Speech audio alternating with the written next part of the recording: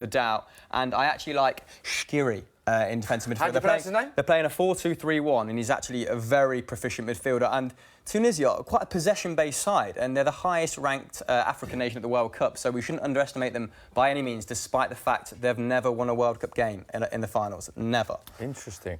OK, we've got some great incentives through our mates at Sky Bet. Interestingly, if you place £10 worth of bets on the Tunisia versus England match pre-match, you do get a £5 free bet. Easy for me to say. Minimum odds must be of 1 to 3. This is valid until 7 p.m. Get your bet in before kick-off, and full terms and conditions apply. Also, request a bet. Kane to score a header and England to score a penalty is at 50 to 1. Now, that is available again before kick-off. Odds are subject to change. See skybet.com for the latest odds. You have to be 18 plus, of course. So, Hamill, let's go back to the England team. What are your thoughts on the England side he started? Chris, any surprises for you? Is that how you'd have started with the England side? No, not really. I mean, he pretty much dumped the 4-2-3-1 after qualification, didn't he? And we played with this kind of 3-5-1-1 against some very prestigious teams in pre-World Cup friendlies, and it worked pretty well. I like the fluidity, like I said before, of Dele Alli and Jesse Lingard, and playing sort of that 3-5-1-1.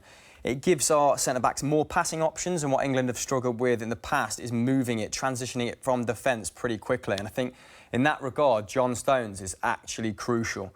He's one of the few defenders in that side that can really step out of defence, break lines with his passing. He's really brave in possession. And Jordan Henderson, he can drop back. Maybe Dyer would have been a bit more adept at that. But I think I would have gone with exactly the same formation. So there you go. It's a vote of confidence from me for Gareth. And just quickly, Ryan, your mate Harry Kane, you talk so highly of him. I've interviewed before on the Soccer End podcast. Still available to download, incidentally, on iTunes if you want to listen to that. Oh, good plug. you so full of praise about Harry Kane. There's a lot of pressure on him to deliver in this World Cup, isn't there? Yeah, he thrives on pressure. You know, he comes out, he says it in the media that he wants to score goals, he wants a challenge for everything, and he'll be very keen to get off the mark today. What with his disappointing Euros a couple of seasons ago, he'll want to get a goal early on and give him some confidence. OK, the last time these two sides met was the opening match of World Cup '98. Paul Scholes scored that famous goal for England against Tunisia. How hard is it to recreate? We asked our mate Adebayo Akinfenwa to see if he could have a go. Here's what happened. What's going on, people? It's your boy Adebayo Akinfenwa, and today I'm at the Soccer AM car park to recreate a classic goal. Paul Scholes' goal against Tunisia in France '98. See, I'm about this life. It's technical because it's Scholes. All right, Smitty, you ready? All right, hold on, let me get situated because it's a whippage. You remember it? Yeah, if you don't remember it, it was passed in, took it behind him, and then whipped it top bins. Akinfenwa can do that. You ready? All right, here we go. No, real bars, man. Harder than that. I need to bring it back. Yes. Oh! Oh! That was close. It worked, but it sounded close. All right, we back. All right, here we go. Back. Whip it. I've got the height. All right, back. Whip it. Oh, that's low. Nice. Back. Scosey, oh! That looked good. Scosey whipping behind. Oi! Oh, snap! That was close. Nice. Whipping. Oh! Back. He's taking back. Oh! Oh! I'm here. Back. Oh! Oh! It looks good though, innit? You know, after I was running back, I was thinking, hold on, why am I going like I've got a time against me? Oh, right side there. Do that again. That was a good pass. I can't even get mad at you. That was a good pass. Yeah. Nice. Back there. Whippage. Oh! It looked good. So close yet so far. Here we go. Touch. Back that way. Oh! Out to in. There we go. Back that. Oh, it's a bubble. But that's there. Oh! Okay, so there. Scosey. He sets it. Then he whips it. Hey, wait a minute. Scosey didn't celebrate like this. Scosey didn't celebrate like this. Oh! Oh!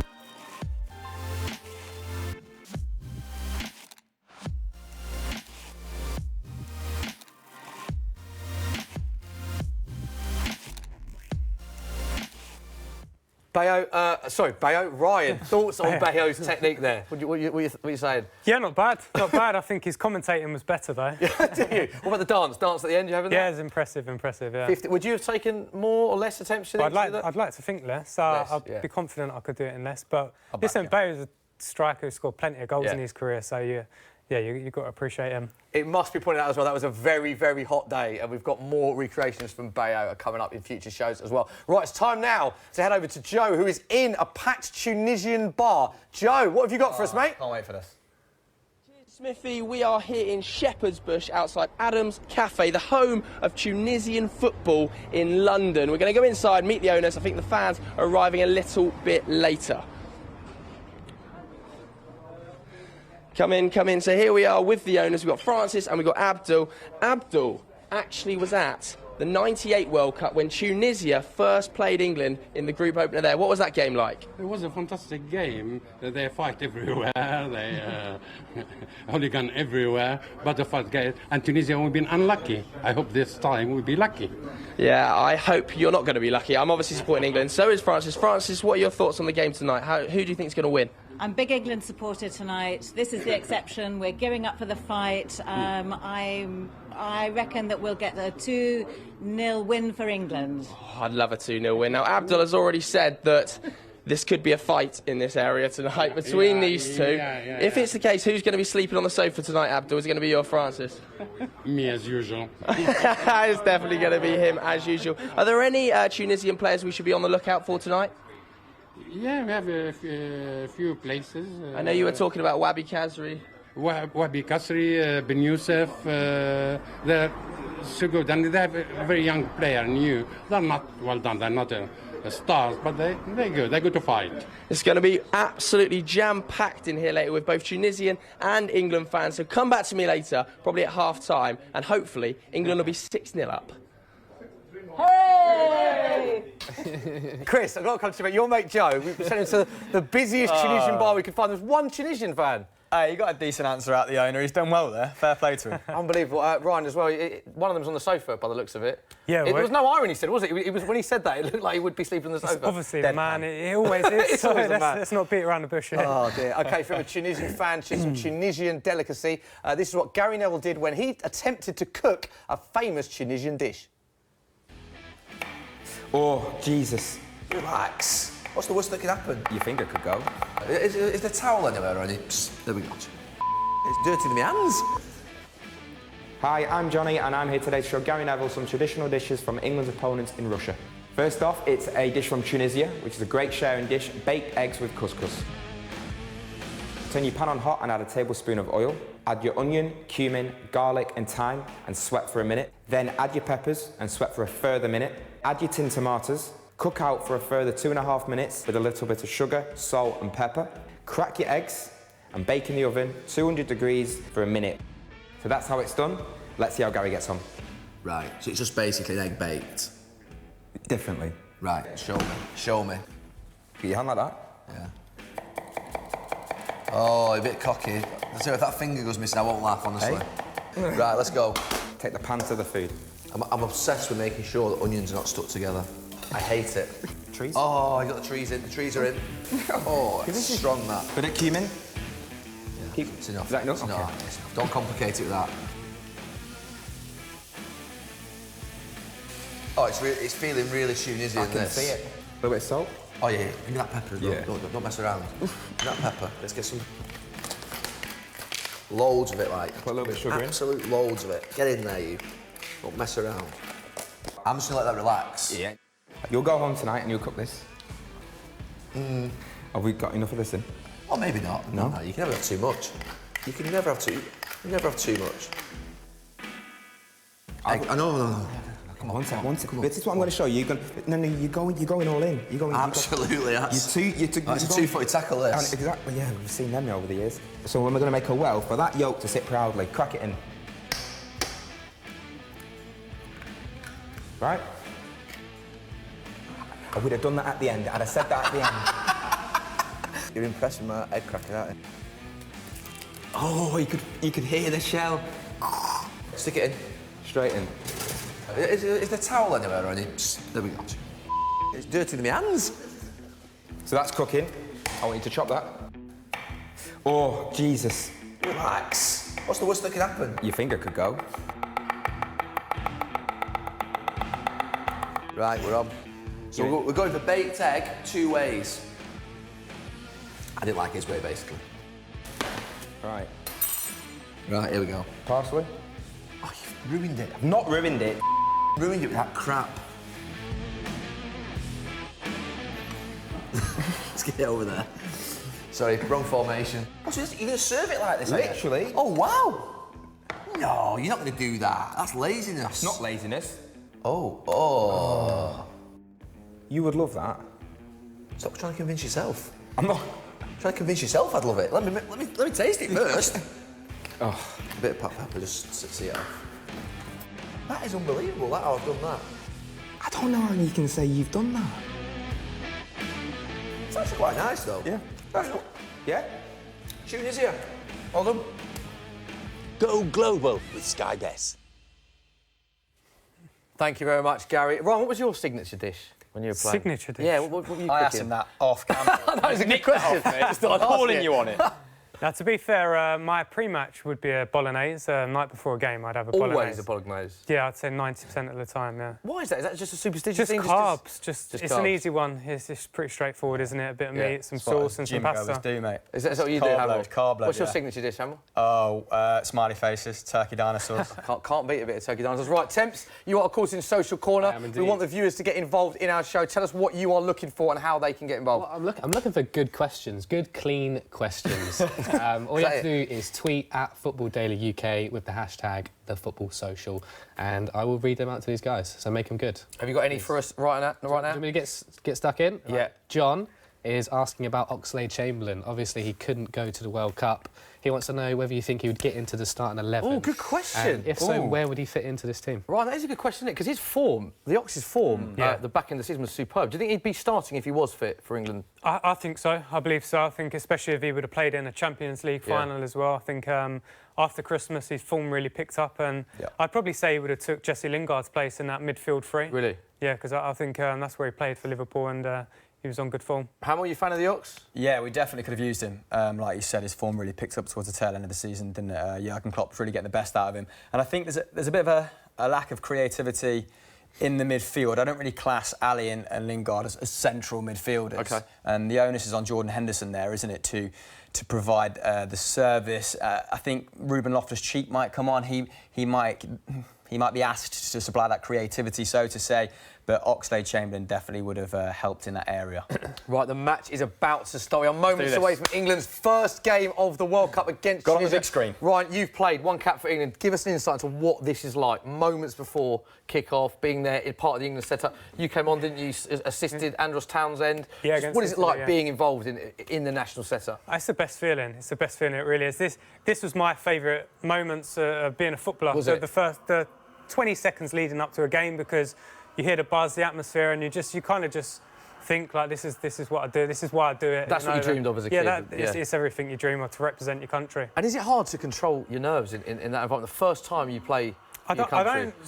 I don't think it's nerves. I think it's the adrenaline. I think sometimes the adrenaline can take over, and I think that's why sometimes you see people get a little bit rash and make wrong decisions because of that adrenaline. And we are underway. The match has kicked off. First 11 seconds. Hamill, how have we started? 11 seconds in. Tunisian's looking very strong here. Like I said, deploy that 4-2-3-1. They only conceded 4 in qualification. They're a better team than a lot of people think they are. Yeah, exactly. And however, their top goal scorer, Msakani, who actually was the top goal scorer in qualification with 3, isn't in the squad. He picks up an injury late in the qualification process, so a lot of the onus is on Khazri. And like I said, he's a central midfielder, he's an attacking midfielder, but very decent record for Rennes last season. He was having around 2.7 shots per game, which is exceptionally high for a central midfielder. So very advanced, and he'll be, the conduit, I imagine, between that midfield and attack. He's got an amazing vocabulary, this man, hasn't he, Ryan? Tremendous. Thank you very much. Amazing stat. I'm going to chuck a stat Good team at you. rapport, guys. I'm going to chuck a stat at you. Go on. 248 caps together. That's all that this England team has. The 3 goalies, Ryan, only 12 caps between them. I know that it's great to play players on form, but it's a very, very young England team. Is that a good thing, a bad thing? What are your thoughts on the... It can work in a good way, for sure, yeah, because it creates fearlessness. You know, these boys, they're not used to that pressure and the expectations of playing for their country. I mean, you see that golden generation that England had, they didn't go far, maybe because... Why do you think that was? I think sometimes individuals don't necessarily make a great team. Right. I believe this England team should focus on getting the most out of Harry Kane. He's probably the only world-class player we have at this current moment in time, whereas previous tournaments, you would have said Lampard, Gerrard, John Terry. There was a team full of world-class players. Whereas now I'd like us to focus on creating chances for Harry, and I'm sure he'll put them away if he gets them. I think for the first time in a long time as well, England aren't trying to... Hello. Here we go. Go on, First then. big chance for Dele. England. Oh, it's a big chance. Get it back. Right, celebrate! Get it! Oh, wow! Corner. Talk us through that, Hamill. Talk us through that. OK, so suicidal defending from Tunisia. Jesse Lingard maybe should have done a little bit better here, but was in a very decent position when the ball comes in. Look at him taking up that space at the back post. Obviously, what Jesse's very good at, finding space. Maybe takes a little nick off the defender. Good save, that. And brilliantly, Hamill, we've got the reaction from the Tunisian bar where Joe is. Look, this is how they reacted to that chance. So there's more Tunisian fans. It's getting more lively in that pub. It's fully booked up. There it is. Actually, going back to Ryan's point, for the first time in a long time, England aren't forcing anyone into the side, are they? Corner, whipped it. It's another chance for England. Oh! It's a good start, Ryan, this, isn't it? Yeah, Positive, There's no Lampard, Gerrard conundrum in midfielders. There's no Scholes on the left wing. Rooney's not playing in a deep-lying playmaker position. Like, it's a very cohesive team for the first time in a little while. Like you said, very young, average age of 26. 26 points. 1. See, I knew that you'd know the exact average age. Thank you very much. Ryan, another player you played with, Carl Walker, playing the right side of the 3. Obviously, his natural position is wing-back. He's had a brilliant season, of course, winning the league in his first season for Man City. But how hard is it? Have you been involved in scenes when formations get changed and he's not playing in the position that he's best suited for? How will he be feeling about that, do you think? I think he's obviously come out and said that he would have preferred to be playing right back. Yeah. It is tough because, for me, Kyle's best part of his game is physicality and bombing on. He's not the most technical of right backs, even though Pep has improved him a lot. Yeah, I feel like play him to his strengths, get him out wide and get him bombing up and down that wing. It's a very exciting start, and I tell you what, England are... Yeah, we are all over. England are in again, Hamill. Talk us through this one, mate. Go on then, Jesse. Brilliant. Pull back! Yes! Oh, he's missed it! It's a big chance for England. God. Chris Hamill's gone out of the lighting area. He didn't even see it. Oh, my He got that God. excited. Raheem! And that's what he's been great at. Sterling This should score there. He this should last year, score, shouldn't he? arriving late in the He's box. such a good That's boy. what he's added to his game. How many of those has he scored for Man City this season, Ryan? Oh, he scored a hell of a lot. Oh, it's a big chance. It's a Raheem. big chance. The ball, chance to silence the the press lovely there. pass from Lingard across the way. It's an open goal. How has he That's missed a that? little bit behind him, I suppose. To be fair to him, it did take a slight deflection on the way through. The goalkeeper's had enough already. I don't want to be terribly negative because it's an incredibly great start from England, but that's a big miss, isn't it? Yeah, I mean, you want to be taking these chances early on because the confidence it would have given the boys if it would have been 1-0 up after 5 minutes. That's what a chance that is. Oh, wow. I think it's for just some reason he's gone with his left and not his right. His left mixed foot's his feet up. planted, isn't it? And he's I just... spoke about adrenaline. You did? I honestly believe if that was 10, 15 minutes later, he would have probably been able to control his feet and been better set to finish that. Sterling, 23 goals for Man City last season. Only 2 internationals. Is it hard taking that form to Man City? Do you think it's finding it a bit hard to carry that form to England? I mean, it looks like it with Raz, but listen, he's the kind of player that's always in the positions. Yeah. Sometimes his finishing isn't as clinical, but he's always there. He'll always get chances, and we've seen it already. He's got in 2 brilliant positions in the first 5 minutes. Fantastic player as well. Look at the chaos Lingard's causing already with his movement, and that's why you play him in that midfield too. He's so elusive, isn't he? And unfortunately for Raheem Sterling, the goalie's taken a little bit of a knock, so they are just using this as a chance to show more and more replays of that miss, which I don't think we're happy with. But Cutaway, Gareth Southgate there must be delighted with this England start. We've only been playing 5.5 minutes. We've had 2 good chances already. Why is the centre-back taking the goal kick? The free kick? Is this like... Interesting Under point, 12s? yeah. It's the keeper, isn't it? The goalie's got a slight shoulder injury, so whether that's part of it, Hamill. Maybe the keeper's a little bit... I think he's just tried to slow the game down there, think to he be has? honest. Yeah, first 5 minutes, England have come out on fire, and they're putting them under pressure. I think very clever and sensible from the Tunisian goalkeeper there. Is that something that you get coached? Do you get coached that No, managers? well, this is what I've come out and said it quite a lot. I think this is the problem why England haven't had so much success in major tournaments, because that's the kind of thing that other countries are coached. Game management. Trying to say we're too honest. I truly believe that. That's something England need to bring into their game, that bit of game management, a bit of nastiness, and sometimes do stuff that isn't as pleasing on the eye. Yeah. OK, Temps, it's come to Social Corner. I imagine that people are quite excited with this start. What have you got for us? They are very excited. People cannot believe there's memes flying about this miss. Already? But let's not revisit the miss. I can't deal with it. We've got a question to Ryan specifically from Jason.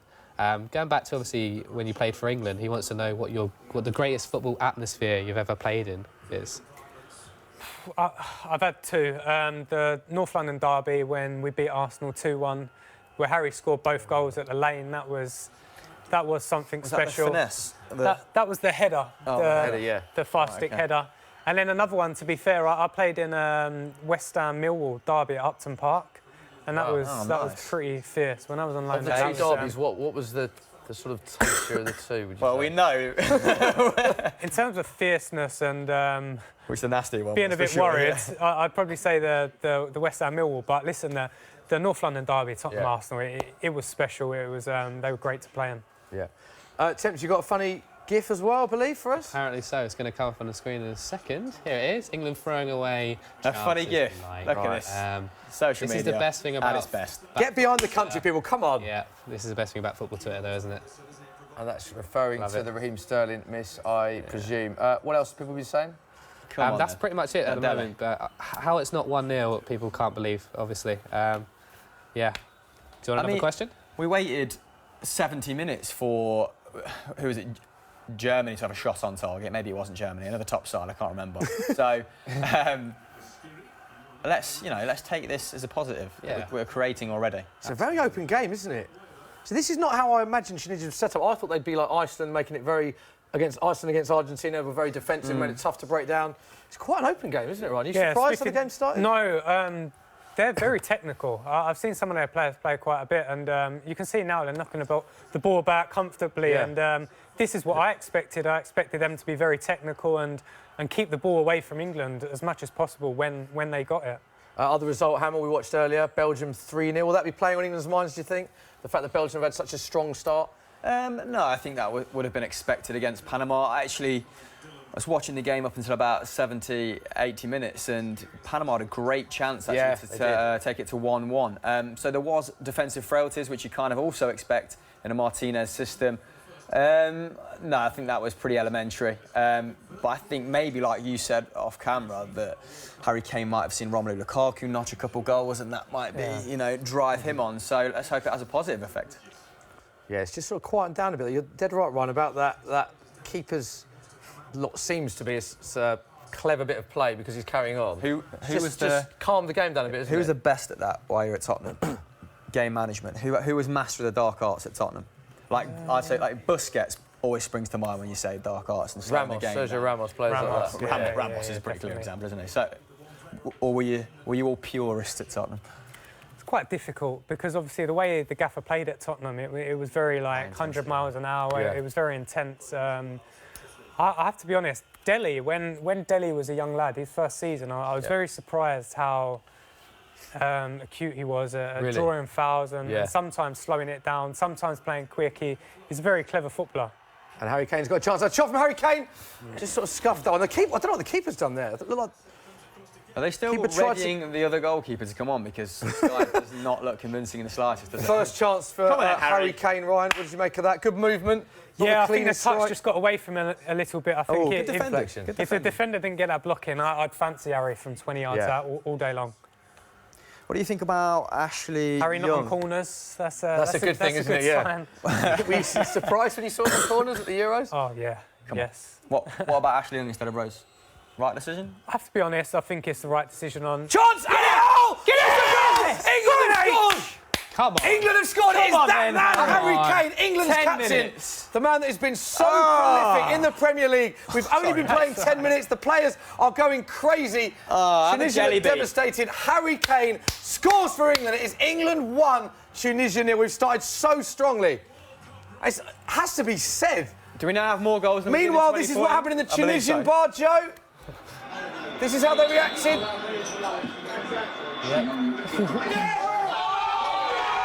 Devastation in the Tunisian bar. They do not look happy. Look at him top right. Looks like a Joe, ghost. top It's so right. pale. Oh, yeah, there is. Brian, can we just say that... Obviously, we're looking at it from an England point of view here. It's Great a header. fantastic goal. Is that but Harry Maguire? the save is incredible, isn't it, beforehand? The initial save is brilliant. It reminds me a bit of Siemens against Sheffield Yes, United it was, in the FA Cup. yeah. Yeah, but Harry, right place, right time, proper goal scorer. Where's Yeah, that initial buzzing. header come from? Maguire? Fantastic. It's just the start. When we asked Ryan before how important Harry Kane is going to be, and we said it off camera that he needs a goal early to settle in. Now that he's scored so early, do you expect him to just take the tournament by storm? I really do. Yeah. I think he's got that goal after 10 minutes. He'll be looking at getting 2 or 3 today. I really believe that's the kind of guy he is. He's hungry. He'll want to match the best, and obviously Ronaldo got 3 the other night. Yeah, so, Lukaku's got a couple as well. Yeah, he'll want to keep par with them. Do you think Harry Kane... Sorry, Hamill. Go on, mate.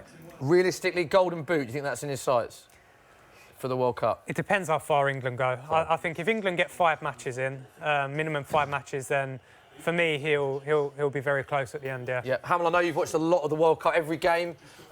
Golden Boot, who are you saying? Who would you... if you had to pick someone now, I think if you get 5, that pretty much puts you in contention, doesn't it? And Ronaldo's already on 3, and he still has to play Morocco and Iran, and they were poor in their opening fixture. So I think Ronaldo could essentially have clinched it already. Messi, Neymar, both disappointing. Yeah. Gabriel Jesus, I backed him or Timo Werner at the start of the tournament as well. Both had very disappointing first games, particularly Werner. Germany in general were very poor. Yeah, surprising. And he likes playing off the shoulder, does Werner, and Mexico played up to that. 2 solid banks. So yeah, Ronaldo, I'd say.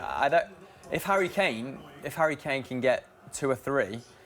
I mean, I think Wayne Rooney only got 1, didn't he, in finals across 2 or 3 only one England player's ever won the Golden Boot. Euros, sorry. Yeah, only one England player's ever won the Golden Boot. So yeah, let's just get him some, more tournament goals. And I've got to say, Smithy, I don't think this was game I was management. gonna say, right. Keeper's coming off in a minute. He's got Ryan's his got shoulder this in. genius game management from the keeper, who's now down again. Look like he's really hurt his shoulder. I don't know whether he look at the re-injured mullet it. on this guy. Yeah, I'll tell you what, this sub-keeper. Do you think he re-injured it for the save, Ryan? Or he's just was really injured first time around? I think he was just done. I think he was done initially, yeah. And obviously, I think the save he just pulled off for the initial header has probably worsened it. To be fair, if Hassan goes off now and doesn't play any further part of the World Cup, he's made one of the best saves of the tournament. I mean, it's not a bad start to the World Cup. We never like to see this. I'm not sure that's what we're thinking. I do feel for him. This is not nice, though. He's crying his eyes out. We've seen a couple of players getting injured in the first game. Think of the preparation, how long they've been gearing up for this. That's horrible to see, isn't it? I mean, he could probably play against Panama and not face a shot, so maybe there is that. He looks like that's serious, though, judging from his reaction on his face. It looks like that is a nasty injury. He looks 15 minutes in, it's devastated, devastating, isn't it? But Temps, how are people reacting to the goal on social media? Well, they're reacting in the only way you can react, is that it's coming home, basically. It's coming home. We're going to win the World Cup. There you go. Done. Other than that, it's just Kane, Kane, Kane, Kane, Kane. Every other word is Kane. Love that. Isn't it so nice for someone to deliver on the big stage? To take that, I mean, we're only 15 minutes in, and that could be the only goal he scores, touch wood. But so positive. Tunisia cannot live with the pace England have started at, and fair play just for going at it from the off. Yeah, the keeper there. So that is confirmation that their keeper has been substituted. Hamill, you're a Tunisian expert here. What do you know about the sub-Tunisian goalkeeper? Will you stop that, please? What can you tell me about him? Hanging me out to dry here. I don't appreciate it. Can't tell you anything about him, mate. I don't think I could even pronounce his name. Although he is number 1, which is odd for a substitute goalkeeper. So, maybe that's their game close plan. call. Come on, then. It's been very fragmented this opening period, hasn't it? Let's get it sorted. We have got a little break here. So earlier on, Joe Cole gave us his thoughts on how England would get on in this World Cup. Here's what he had to say. I think it's the first England squad at a tournament where Gareth's gone in and gone, right, let's look at what we've got and make the system around that, rather than trying to fit all of our best players into a system that doesn't necessarily suit all of them. I think with a pace of Kane, Ali, Lingard, Rashford, You know, Walker, Trippier on the wings. Actually, I think we look like we're gonna play a solid base and counter attack. I don't think there'll be a team with as much athleticism as pace as us at the tournament, and I think we're playing the right way. I'm very excited. I think we've got a massive chance of really doing something good here. It's funny, really, being out in America. You know, you talk to the guys in the dressing room, and a lot of them are picking England. A lot of them, you know, so we're sort of, for the first time, we're dampening down our own chances, and the rest of the world are saying, oh, England have got a good team. So, you know, maybe that's the right mix and blend of what we need. Right, that's interesting what Joe Cole's saying there, isn't it? He's saying that sort of within England, there's not that feeling of that England are going to win it, that high expectation, which can work in their favour. But Joe's still playing in America, and in America, a lot of people think England have got a very good chance. Do you think this team's quite underrated, the England team, in a way? Potentially, but you look at what we've done in the Euros a couple of seasons ago, it wasn't good at all. I know Gareth's come in since then, and he's changed a hell of a lot. Yeah. Listen, every other nation in the world sees England as one of the big boys and will always want to beat them. I think it's a good thing we've been managing the expectations, because for too long we've been going into tournaments saying that we're going to win it, we've got a real good chance. When and that works negatively, realistically, doesn't it, for the players? we were never really within a shout at times. So, yeah, I mean, it's exciting to see how far the boys can go. We owe a massive debt of gratitude to Pochettino, to Jurgen Klopp, don't we? Hold on. Here we go. Another chance. Cross. Oh! No. That was that trips down the right. Jordan! Oh! Strike. I tell you what, I don't think I'm being too overly enthusiastic here, but this is one of the best starts to an England game I've seen in God knows how long. They just bang up for a Two good saves, we had a chance, we got a goal. It's been a brilliant start. We owe Poch a bit of a debt of gratitude, don't we? How much has he progressed these players, the core of this side, tactically? Obviously, you were part of his setup. You know what he demanded. How on it do you have to be upstairs? Yeah, there's more to playing for Pochettino than just being a good footballer. You know, you have to live right mentally. You have to be right every single day. And what he's done, and Klopp, Mourinho, all these boys, they've given our English players experience against playing against the big boys. You know, you see Tottenham go and play against Real Madrid in the Bernabeu and at Wembley, beat them as well.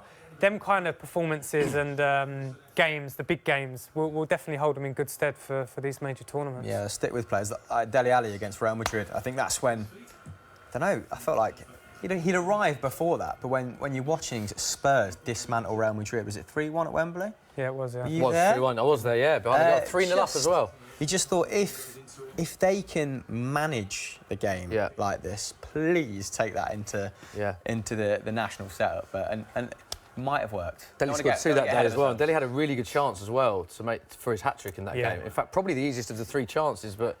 yes, Harry. As I say, England on the attack again. So Southgate, Ryan, what do you make of Southgate, England manager? There's a lot of... Because when he was appointed England manager, I felt like there wasn't that... apathy. Yeah, everyone wasn't buzzing with it. But as time's gone on, people seem to be quite respectful of what he's doing. A lot of players I speak to as well who play in the England setup say they respect him a lot because he's been there, he's done that. What have you made of Southgate? I think he's handled everything perfectly. Yeah. You know, I think it's good that England have picked an under-21 manager and promoted him. So you look at half of this squad he's managed in the under-21s, and I'm sure going forward that will continue as well. I think the way he's changed England's style of play, he's got the formation that he wants, and Joe Cole said it in that interview there. He's building a team around a formation rather than trying to slot in top players. He's got his formation, and England now, we know how England play, and this is the way we play, and they're getting better at it. It's an interesting point you made there. Do you think then, for the last 10 or 15 years, there was always players you sort of felt you had to play? The whole... For sure. Lampard, Gerrard debate, Rooney when he was... I mean, for me, Wayne Rooney's one of the greatest players I've ever seen, but towards the end of his career, perhaps there were players more in form than him, but managers had a headache because they felt they had to play them, whereas Southgate's come in and picked players on form, which is probably why Jack Wilshere and Joe Hart haven't been picked, maybe because he's just going with players that are purely in form. That's what I mean. I think he's got it spot on. He's not been afraid to make big decisions, whereas in the past, a lot of managers and the media would have forced a manager to include a senior member, an experienced player, whereas now the expectations aren't as high. But Gareth said from the outset, you have to be playing well to get in a national team, and that's the way it should be, because it should be the best players on current form playing for your country. Yeah, for sure. Temps, over to you, mate. Very excited. I'm so Yes. excited you got with the goal. You've got the England shirt on. I'm What very are people excited. saying on social media? Everyone's just excited. Everyone's getting ahead of themselves as usual. That's just what we do. Good insight, But, that, mate. There you go. There you go. I've got a question here. It's from Jay. Don't forget, leave your questions in the comments. I'm going through them now. So Yeah, tell everyone where you want them to leave the comments. You can either tweet us or you can just leave them in the comments below on this video on YouTube. But Jay wants to know, who is England's most important player right now? Oh. Right now in this formation, for me, I feel like it's Jordan Henderson. Do you? I feel like that role in this formation is massive. If you want to get the best out of Dele Alli, Lingard, Sterling and Kane, I believe the positions that Jordan Henderson takes up are massive for that. On that note, Ryan, when England play, no disrespect to Tunisia, but better opposition, if they're playing Germany or France in the knockout stages, do you think Southgate will stick with this attacking formation? Because there'll be a hell of a lot for Jordan Henderson to do in a match against France if he's sort of the only DM, won't there? He should, because you've got 5 defenders on the pitch. So for me, there's no point having 5 defenders and also a defensive centre midfielder, because then you're limiting the chances of getting the good players in possession high up the pitch. I think that's always been the problem with England teams. We've come up against the top nations and we've gone back a step, whereas we should be thinking we're England, we should be positive and get after them. What's he like to play against, Jordan Henderson? For me, he's very underrated. Is he? Very underrated. Positionally, he's very clever, very sensible. He knows his game, he knows his limits, and that's why I feel this role is made for him, made for an Eric Dyer. Yeah. You don't have to get forward much. You just have to be positionally in the right place at the right time to help the team. Right, chance for Tunisia, corners whipped in. Not a bad corner, Hamill. Going man for man there, mate. Yeah, just to go back to your question, I think there's less onus on a single player now.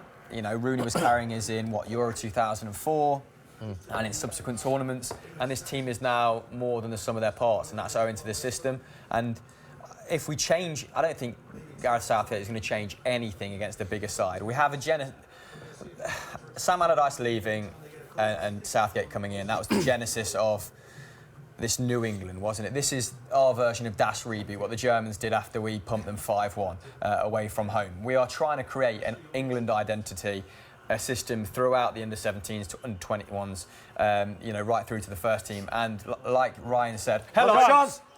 Oh, big chance. Del Boy, no, Jesse Lingard. Oh, and he's right. I mean, England have been so good going forward. That was a great ball in by. Hamill, you thought that was going in, didn't you? Because you stopped mid-sentence. Oh, that's a sitter. I suppose it's on the angle, isn't it? It's on the angle. Oh, that's a tough one. Could have done better. Should that have been 2-0? Interesting, we've got a clip now of David Seaman celebrating England's first goal. Here's how he reacted. Where has this come from? Where is he? He's with Joe in the Tunisian bar. Well, definitely worth going to. Not a fan of that, Hamill? What? Can't even hear it. I love seeing that, though. I love seeing how, when England are playing, everyone's watching England. There's nothing else going on. You got to love him. It's sort of quietened down a bit, the game now, hasn't it? It's sort of like... Perfect time for a few audience questions, Sam. What are you saying?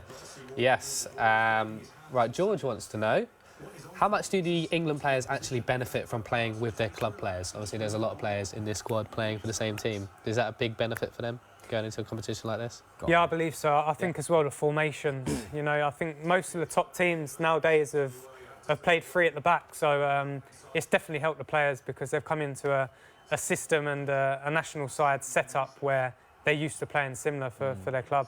That 3 at the back makes you more press resistant as well because people are banging. Well, obviously we say people are banging to pressing now because England were generally late to the game. But if you're being pressed by 2 centre forwards and you have a back 3, it's easier for someone like John Stones to step out, right? And do you think that's it's little idiosyncrasies like that why it's kind of taken over the Premier League? Obviously Conte's 3-4-3, Poch's playing kind of 3-4-3. It does add a bit of security, yeah.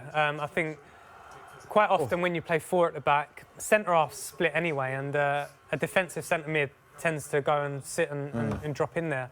And I think sometimes the problem with that is the centre-mid doesn't have the mindset of being a defender, whereas you look at Eric Dyer, for example, at Tottenham, he is a centre-half that can play midfield. So when he goes to sit in there, he's comfortable being in that position. Interesting. And You think he's underrated? Eric, I think people rate him. I believe so. I hope so because I think... I see him very much as a CDM though. Yeah. So I suppose that you're saying that fact he's so for me, at centre-back. Very dangerous. What you do? Wow. Come on, Kyle. Not the greatest defending here from England. Tunisia have got a half chance. Bit Sort ragged. of cleared, not been cleared. They've still got balls. Shot in. Oh! Wow. Never. Would Eric Dyer pump that clear early? You know, going back to Eric, I Yeah, think go on. he's such an intelligent footballer. You know, I think as a 20-year-old or 21-year-old, he'd played as a centre half, a right back, and a centre mid in the Premier League, and that just goes to show his level of maturity as a player. Do you think that's important, Ryan, as well for Gareth Southgate when you're picking players to have those versatile players in a squad? Like he's got Phil Jones as well who can play in multiple positions. Do you think Southgate obviously knows there's 13, 14 players that will be part of his nucleus for the starting 11, but it probably helps him having those versatile players. Like Fabian Delph's another one, isn't there? There's a few that can play in multiple positions. I think the versatility is a big one, and also for me the biggest one is the characters. Right. You know, because you're away from your friends, your family for 3 or 4 weeks, and if you've got a few bad eggs in that camp, that can really affect the squad and players. But this is what I mean with Gareth. He's been very clever. I think he's got his team selection absolutely spot on, but from the whole squad, actually. You know, because he's brought down that average age, do you think that has given people like Harry Kane has obviously been instated as captain, do you think they've been wanted, their voice now carries more authority in the dressing room, and that's kind of, you know, helped freshen up the side? Yeah, I think what he's done is create a lot more of a relaxed atmosphere. I mean, you look at the players, social media, for example, they all seem to be smiling, they all seem to be enjoying going away with their country, whereas we've seen a lot of ex-England internationals in the past saying that sometimes they've not enjoyed the pressure and gone away with major tournaments with their country, when it should be something to celebrate. You know, this is the biggest stage in the world to play for your country at a World Cup, and I think what Gareth's done is made everyone just feel relaxed and to go out there and enjoy it. Do you think that some of those bigger names carried a bit of a negative buzz with them? Maybe a bit counterintuitive, or maybe just, you know, they were too associated with past failures?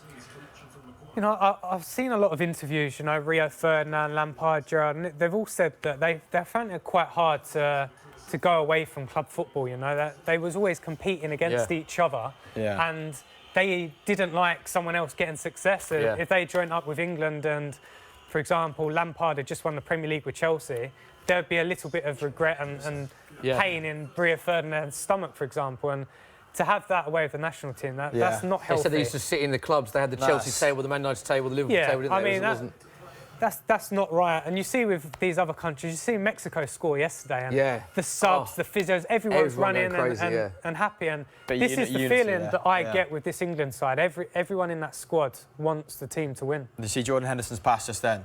So when people say that he can only pass sideways, it's complete rubbish. I think he completes the most long balls in the Premier League for a non-goalkeeper. And I do think a little bit like yourself that he's underrated as well. And it's easy to get sucked into thinking he's one-dimensional. But if Jurgen Klopp sees it in him, Gareth Southgate sees it in him, then... Tunisia are not happy here. This referee's giving a free kick and they're not happy. What's happened? Let's have another look at the replay. What? It's a clear handball. I don't know what Absolutely blatant. He's claiming it's not a handball and he put the ball up in his shirt. I don't know what's He's going done on that there. little, you know, Game management again. What was that? So interestingly, obviously England getting off to a good start, should I say.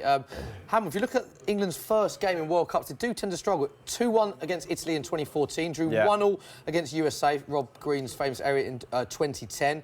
Narrow 1-0 win against Paraguay in 06, drew 1-0 with Sweden in 2002. 2-0 against Tunisia in World Cup 98. So it's very important for England to win this game, isn't it?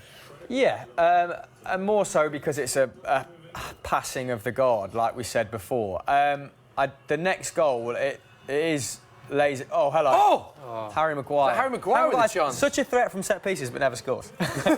It's perpetual. But I think if England get the next goal quickly, then they can relax, and we'll see what this team can actually produce when, you know, they're at the creative best. If it goes to 1-0, we might, some old ghosts might reappear. Don't want to be negative. But how open this game is at the minute. Temps, let's go to social corner. What are people saying, and how can they get in touch again? Do you want to remind people how they can get in touch with us? Leave your questions in the comments, or you can tweet us at Football Daily UK with the hashtag #TheFootballSocial. This next question is just for Chris, by the looks of it. Oh, OK. Hello. Going back to what you said in Sunday Vibes a couple of weeks ago, I think. No, don't quote me from previous episodes. It's a good quote. All right, fair enough. Obviously, Mexico were your underdogs in Sunday Vibes. Yeah. After they beat Germany 1-0, how far do you realistically see Mexico getting in this tournament? Do you know, I was really impressed with their tactical versatility and the way that they identified Joshua Kimmich, who's just won German Footballer of the Year. They identified him as a weakness, which I thought was really smart, just because of how advanced he is up the pitch so often. But Lozano, Lyon and Chicharito worked so well as a triumvirate. But if Hector Herrera gets injured in central midfield, I do worry about them. He was doing the job of two men in there. The only Mexican who was still running after 70 minutes. They were flat out, weren't they? I'd love to see them get past that fabled fifth game, just so people stop talking about that. But I think underestimate them at your peril. They've just beat the reigning champions. If that was England, I'd be a national holiday. That's answered that question, Temps, isn't it? There you go. Any more for us? Yes, of course. Billy says, who is your player to watch in the tournament? No, that's for all of you. Player to watch? Kick us off, Who's your one to watch? I'm a huge fan of Antoine Griezmann. I know it's an obvious answer, but I just think, especially what he does in that Atletico team, where he's they've got a lot of very good players, particularly at the back, but a Euro 2016, a year at the last tournament as well. I just think I think he could play for any team in world football quite comfortably. I just think he is the man to watch for me in the World Cup. Yeah. I also thought Kylian Mbappe would take this tournament by storm as well, because he's got that. Is it a little bit like the younger players, like the Rashfords, like the no fear, the driving that players, fearless mentality. So, but having said that, I was quite disappointed with France. Yeah, I was going to ask you. They were very lucky. He's given a Oh, penalty. No, Can we just say that he's given a penalty? I cannot believe what I'm watching. Penalty. Tunisia have been awarded a penalty very quickly. Ryan, he gave that as well, didn't he? No, it's fine. He didn't hesitate at all, yeah. It's fine. Jordan Pickford's got Talk this. us through It's time this, to step Hamill. up. Look at this. Oh, that is soft. That is soft. So Kyle Walker's just led with the elbow. Hold on. Do we go to a review? Is it going to be clarified? This has to go to VAR. This cannot be. To be fair, Kyle, he's got his eyes on the ball and he's caught. But the referee's advice. I don't think is that a penalty, Ryan? Yeah, I think he'll go with his original decision, won't he? They won't review it. With that. See, this is the thing. England have been so dominant. We can't emphasise how dominant they've been. A sitter from Raheem Sterling missed, a chance for Lingard. We've had Henderson's chance. Could quite easily be 3-0. We now find ourselves 1-0 up with a penalty to Tunisia. And that's Walker. That sort of body shape there is something you'd associate, being 10, 15 yards further out, isn't it? He's kind of watching the ball come over him. The centre-back will be square on there. And maybe that's, the kind of chink in our armour at times. But, listen, we've been great. We concede the penalty. Our back is to win 3-1. But suddenly the whole game changes, doesn't it? Tunisia score this. You think they'll probably be a bit more defensive in their setup, second half? Possibly. What it does is changes the mindset. Goals can change games. And obviously, if they score, England have been dominant in this first 30 minutes. So he's 11-4 to miss the penalty. If you want to get that in now, you need to be quick. You've got to be quick. You need to be very quick. Right. Saying that, there is a bit of hold up here. He's going to miss it. Here. Come on, Ryan. He's going to miss it, mate. And he's taking it. And behind the goal, it is just England fans. England flags everywhere. Fans will be doing everything they can to put the player off. What do you make of that trim as well, Chris? Jordan Pickford in goal. It's a huge moment for him now. Popcorn in the kettle black there, but... This is a huge moment in the game. Back in Jordan. Penalty for Tunisia. I'd like to see him save it, but I just... You think it's a goal? Yeah. Hamill, prediction? No, he's taken too long. Save. Jordan's going to save Come on, Jordan. I'll go mental if he steps up, takes the penalty. Oh! He went the right way. Chris Hamill's reaction says it all, and here's how the Tunisian bar reacted. A bit disappointed in that reaction, Hamill. I mean, your team's just scored against England. Didn't even get off your chair. Feel for Jordan Pickford. Chris Hamill's reaction said it all, that he dived the right way. You jumped off your seat because you thought he'd saved it. They're just showing a replay now. Oh, he's come round. The arm's come round. He's come round. It's contact with the arm on the head. It's necessary as well. It goes down very quickly. It's a great penalty. And Pickford gets a hand to it. He gets fingertips to it. It's fine. Bit of a test of character. It's all good. And it's in the back of the net. So, Ryan, you must have been in this situation before where you're absolutely dominant. The team has one chance out of nothing, a penalty. They'll be gutted, won't they, England now? Yeah, of course they'll be gutted, for sure. But listen, England have to be positive. They have to still believe we're better. We played better in the first 30 minutes, and just got to carry on doing what we've been doing. And that's a blatant foul, by the way. Is that not exactly the same incident? Kane's gone up. That's a trailing arm. He's been caught with a trailing arm in the head. He's still down, and they haven't given the free kick. So there's got to be some consistency there, Hamill. Did you ever... I know, mate. Did you ever give away a really high-profile penalty? No, luckily in my whole career, I've never given away a penalty. Half-decent question as well. That's not on your Wikipedia page. Temps, how are people reacting to the goal? Yeah, I've just done a poll literally just now asking people whether they think it's a penalty. It's obviously I've just gone live, 48 votes. No, it's the leading answer, 52%. Also, it's a tight answer. It's very mixed. It 100% is. But... a lot of people are saying, why has Kyle Walker done that? And a lot of other people are saying it's very soft. I can see why the ref personally, did it. Can you? I really can. I can see the reaction of the player, I think. Of Kyle? No, of the Tunisian player. Yeah. Oh dear. And now we're finding ourselves now where England have been so dominant. Tunisia on the attack. It's a half chance. Oh. Luckily, there's a slip, and Kyle Walker picks the ball up. And that's a lovely see pass Harry Maguire giving the ball away. That's why John Stones is so crucial to playing out of the back, because he's one of the few defenders who can be entrusted with that. There must be a corner here. I think that took a slight nick. You see, this is where we talk about game management. Yeah. We've just conceded, and you're vulnerable. Yeah. You know, just get into half time. 7-8 minutes, 1-1, regroup, and then come out the second half and get back to how you was playing before. Gareth Southgate does not look happy. Does not look happy. Yeah, because he's just seen England execute his vision for England perfectly in the first 20, and then in typical England-like fashion, sort of come crashing down around us. But I mean, we are used to this feeling, Chris. Is the only thing we can say. But should we go on to win this? That would be even more un-England-like, Smithy. So, you know, we can defy expectations even more so. Temps, coming from you, you've got a tweet for us. We have a tweet. Reply. No it's going to be on screen very shortly. Sorry, Chris. We've got some pressing social media. Here you go. Basically, this is classic England fans getting carried away after we went 1-0 up. It's a great Photoshop. Wow. It's really good. That is Harry Kane. It looks a bit silly now, doesn't it? That was when we were 1-0 up. We do have a tendency to get a bit carried away. Who is on Photoshop during this game doing that? I don't know. Get a grip. I rate it. I really rate it. And it just seems that you can see the Tunisian fans behind the goal just look absolutely ecstatic with that. I mean, they'll take one all day long now, won't they, Tunisia? Oh, yeah, it'd be a massive result for them, yeah. Free kick has been taken. Kieran Trippier's on it. Right. Who are we saying next goal scorer? Maguire, header. Oh, yeah. Maguire, Brave, I like that. That's a rogue one. Trips is great at set pieces. Yeah, Raheem. I think his delivery is better with a moving Raheem's ball. going to win it for us. Interesting. Yeah. Back in, Harry. Is that a penalty? Oh. Ref. It's a goal! Oh, it must be! Must be! Oh, my word! Oh, how have we...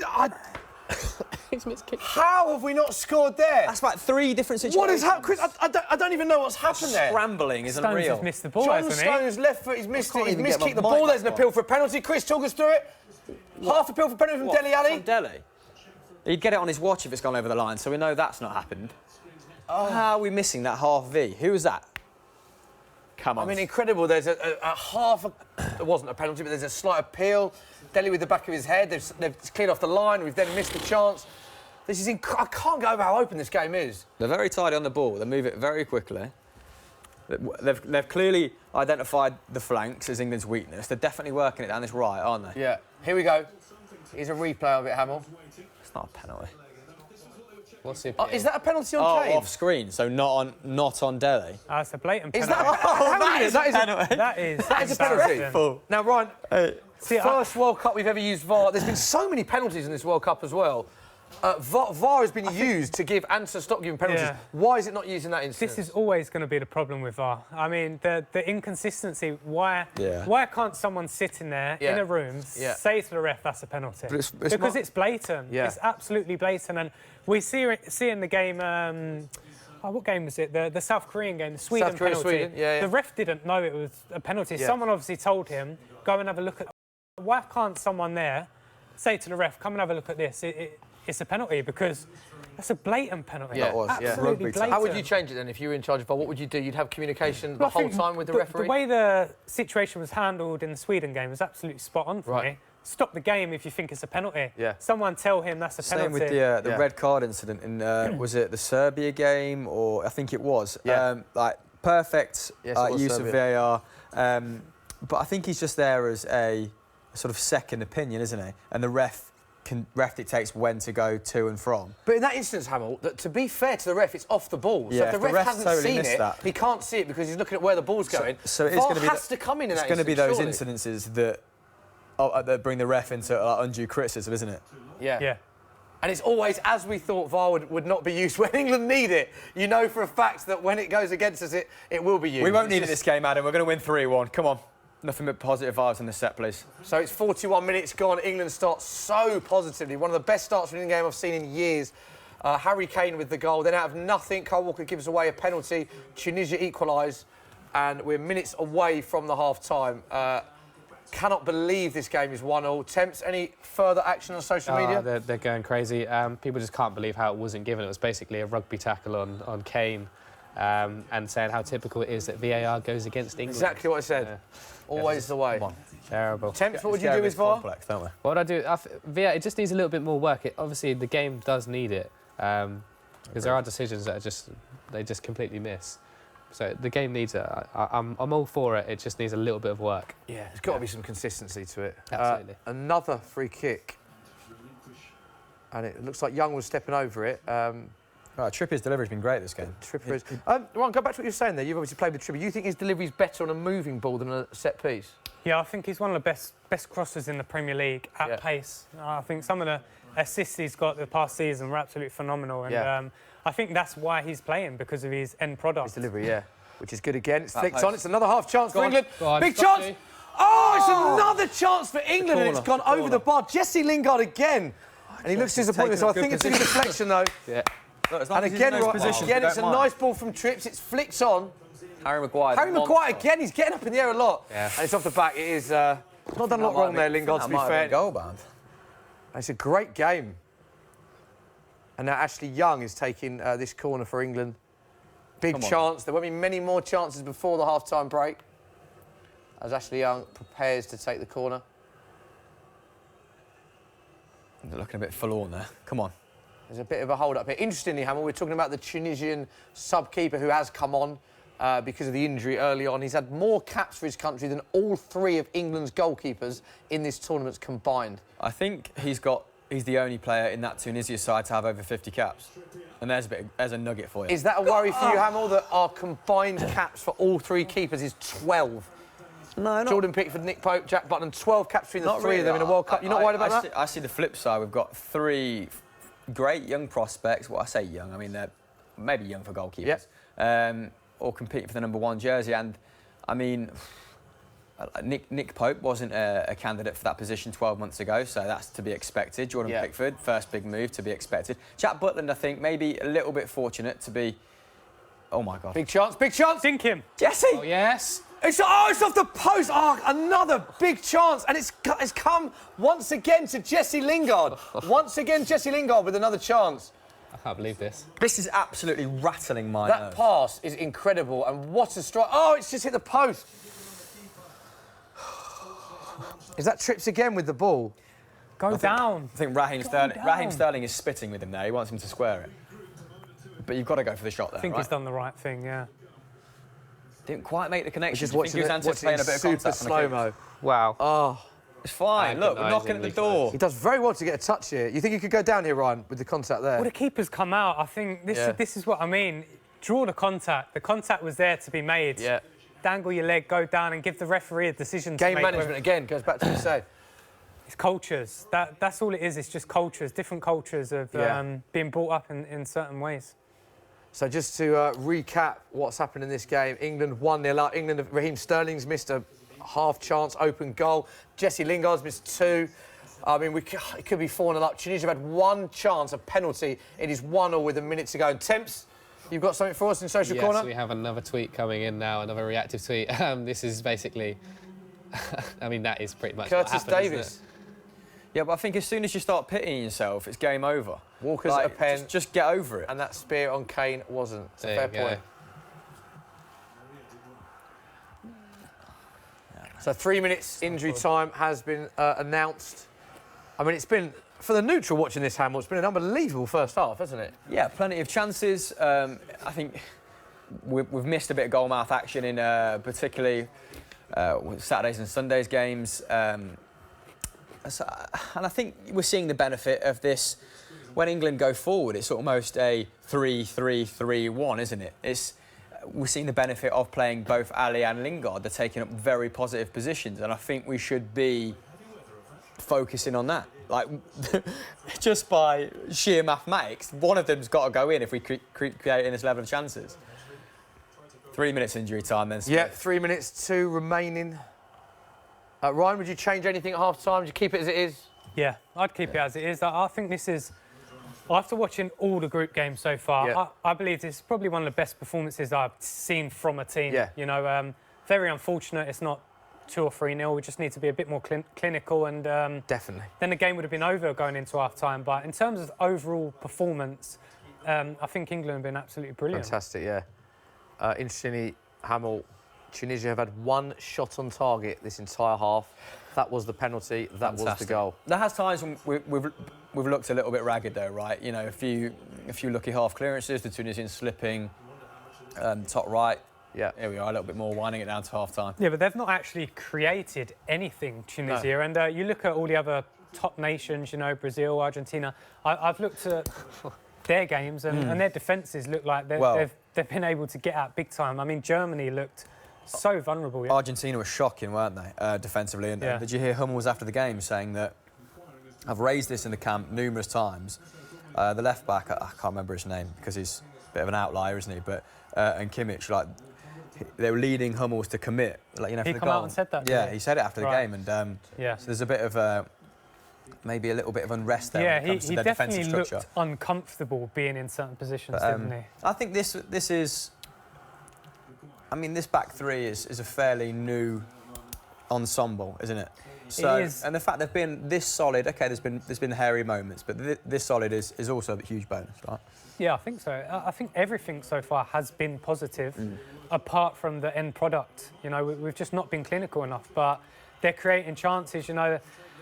I look at Argentina against Iceland, they didn't create anything. Germany, they had 78% possession yesterday, and it was Mexico, the team that were creating all the chances. So I think Messi had 11 shots against Iceland, and only 3 were on target. There is the half-time whistle. So to confirm, as we're all fully aware, somehow, I do not know how, the score at half-time is Tunisia 1, England 1. Tunisia with 1 shot on target, 1 penalty, 1 goal. That's all they'll care about. The fans won't mind how they've done it, but they are somehow equaling England's, who must have had... A lot of positives to take, Smith. A lot of positives. Loads of positives. Who have you been particularly impressed with first half, you guys?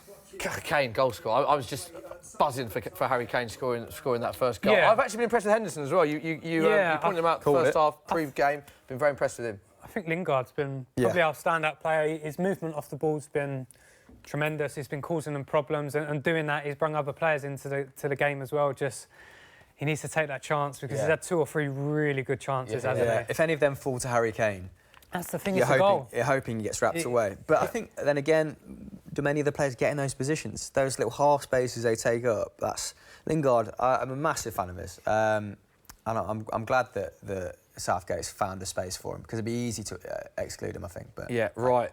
Our friends at Sky Bet, Kane next goal scorer was 5-2. It's now been price boosted to 7-2. So those odds are with Sky Bet. Good odds there for Kane to score the next goal. Surely England are going to score the next goal. I mean, as I say, I cannot believe it is 1-1. Half-time, social media temps. What is going on in your world? That is his full name, social media temps. That is, yeah. A lot of people are calling for Vardy to come on. Really? I don't know whether that's a joke or whether that's real. But, yeah, a lot of people want Vardy to come on. With a sitting defence? No, thank you. Apparently so. No. But I'll give you a question as well. OK. Vardy for who? Yeah, that's interesting. Who's for who? Calm down. This is part of the problem. I don't know. I've tweeted out. I've asked them. And who do you want to come off for Vardy? Good point. Mythical Wonder has the next question. He says, who? Mythical Wonder. Mythical Wonder, wow. How do you feel about Ashley Young starting over Danny Rose? I think Ryan covered this, didn't they? We did talk about So do you want to take it as a Tottenham fan? One thing I will ask Ryan about this is, do you think, because we did cover this pre-match about Ashley Young and Danny Rose, do you think when Danny Rose proves his full fitness, in the next few days or weeks that he will become the starting in that position for the rest of the World Cup? Listen, a fully fit Danny Rose is England's best left-back. Fine. For me, for sure. He's proven that over the last 2 or 3 years in the Premier League. But this season, he's had a really bad injury and he's found it quite difficult at times. Ben Davies has done well. And listen, Ashley Young's played in the Manchester United side that's finished runners-up in the Premier League. So he deserves to be playing off the back of the last season, and I think it would have been very harsh on Ashley Young if Danny would have started today. I think it's to his credit that he's even there. He gave a really telling interview, didn't he, to the BBC about the type of year that he's had and the struggles that he's had. And fair play to the lad, very mentally strong to even be participating, so even be in the squad. Yeah, well said, Chris. You've got something else for us in social media corner? We have another tweet flying in. Flying in? Flying in, literally. You'll understand the joke when you Going to give the Tunisian defender the benefit of the doubt and assume he was trying to save Harry Kane from a giant flying insect. Now that's actually quite a good point. For those, there'll be some people who don't understand that, but there's been a lot of flying insects and bugs. We saw some of the players pre-match using insect repellents. And Ryan, you made a point that your mate Jermaine Genius on his Instagram story made a point yesterday that there's loads of bugs and insects that are causing havoc out in Russia. Yeah, no, he put out a post on his story yesterday. Just he gave Trips and Danny Rose a little bit of a heads up to say if you're running down the wing, then expect to swallow a few flyers, because he said there was just so many. It was ridiculous. Yeah, and we did see pre-match. Are we going out to jail or what? What's going on? No, I'm kidding. I don't think we are. Any more for us, Temps? No more tweets, but I can give you another question. Anyone replying about the Vardy, who they want to come off for Vardy's come on? So I'll have a little quick look. In the meantime, I'll give you a question while I have a look at that. It's a bit more of a light-hearted question. It's from Michael. What is your favourite football chant ever? Your favourite football chant? I mean, he's thrown us on the spot there a little bit. Hamill, have you got one off the top of your head? It depends what sort of mood you're in. Like, probably clean as well, don't forget. If you've had a few drinks, Smithy, let's say, yeah, Vindaloo always goes down well. Is that a chant? That's not a chant, is it? Nice and simple. That's a song, really. Oh, come on. If you're going to call me on that, then you're not having that. I'm not having it. But a chant, go on then. What chant would you go? I'm going to jump in because I've seen a video recently doing the rounds the last day or two. The Vardy's on fire. Yes, with the England fans in the square going absolutely mental. Yeah.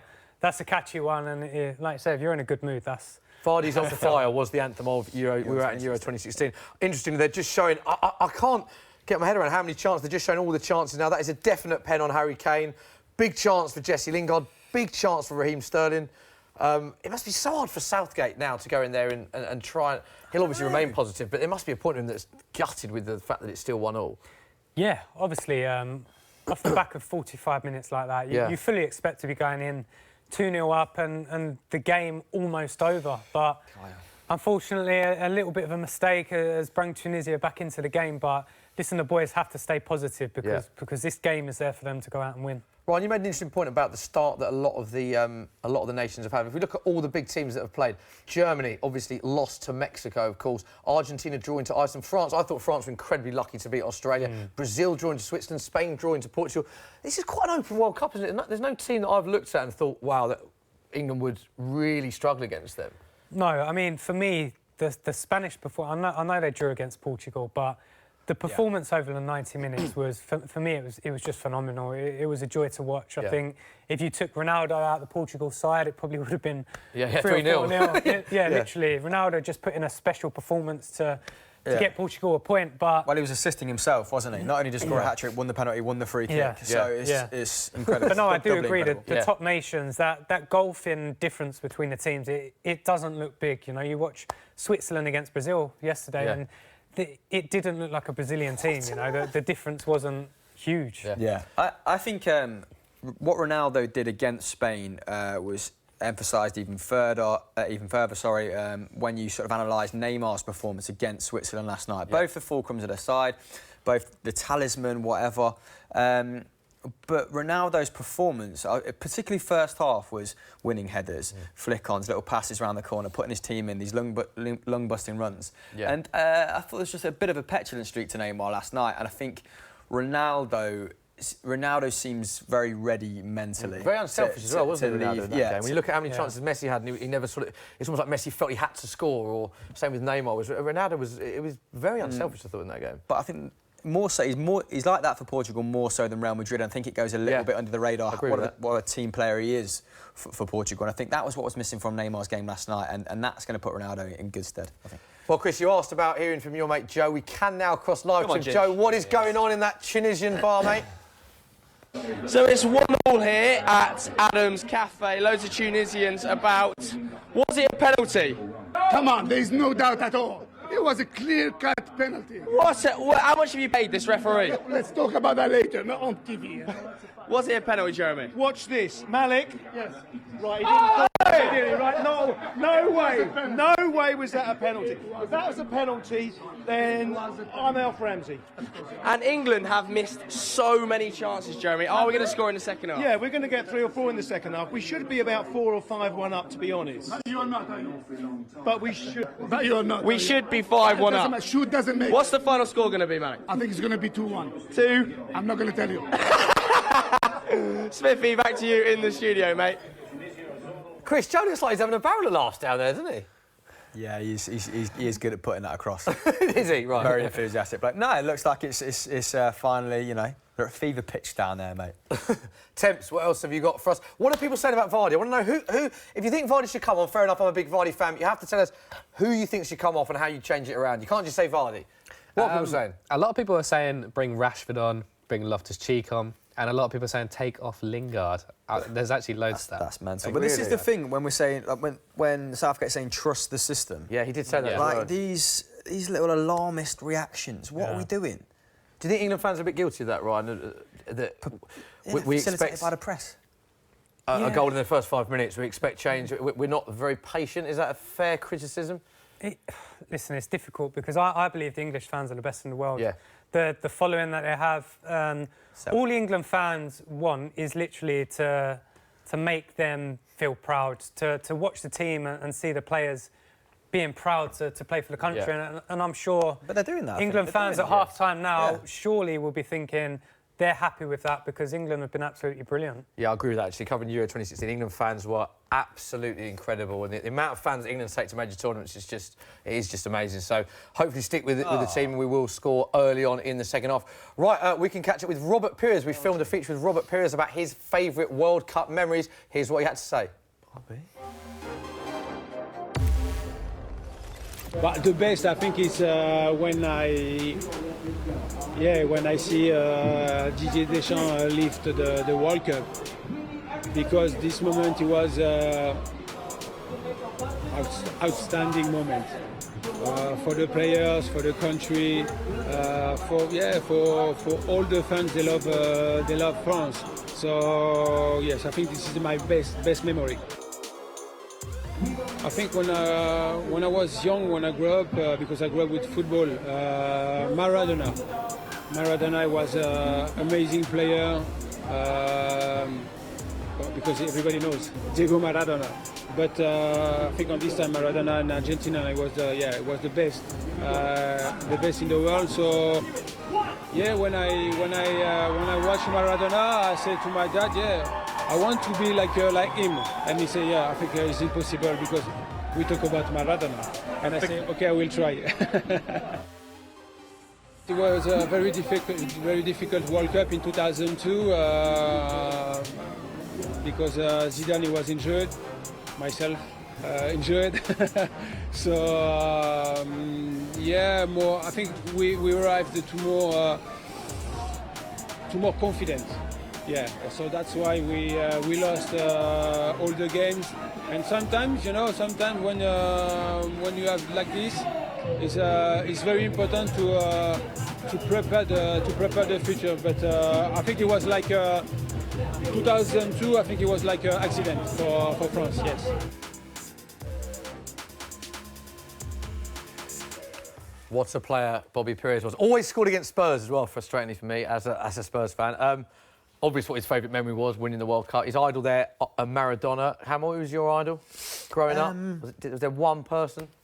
Just what, in the World Cup? Are we keeping this World Cup specific? I'll or is keep it just it World Cup related, yeah. I mean, since I started watching England in earnest, it's been a gradual, decline, hasn't it, from kind of 2002.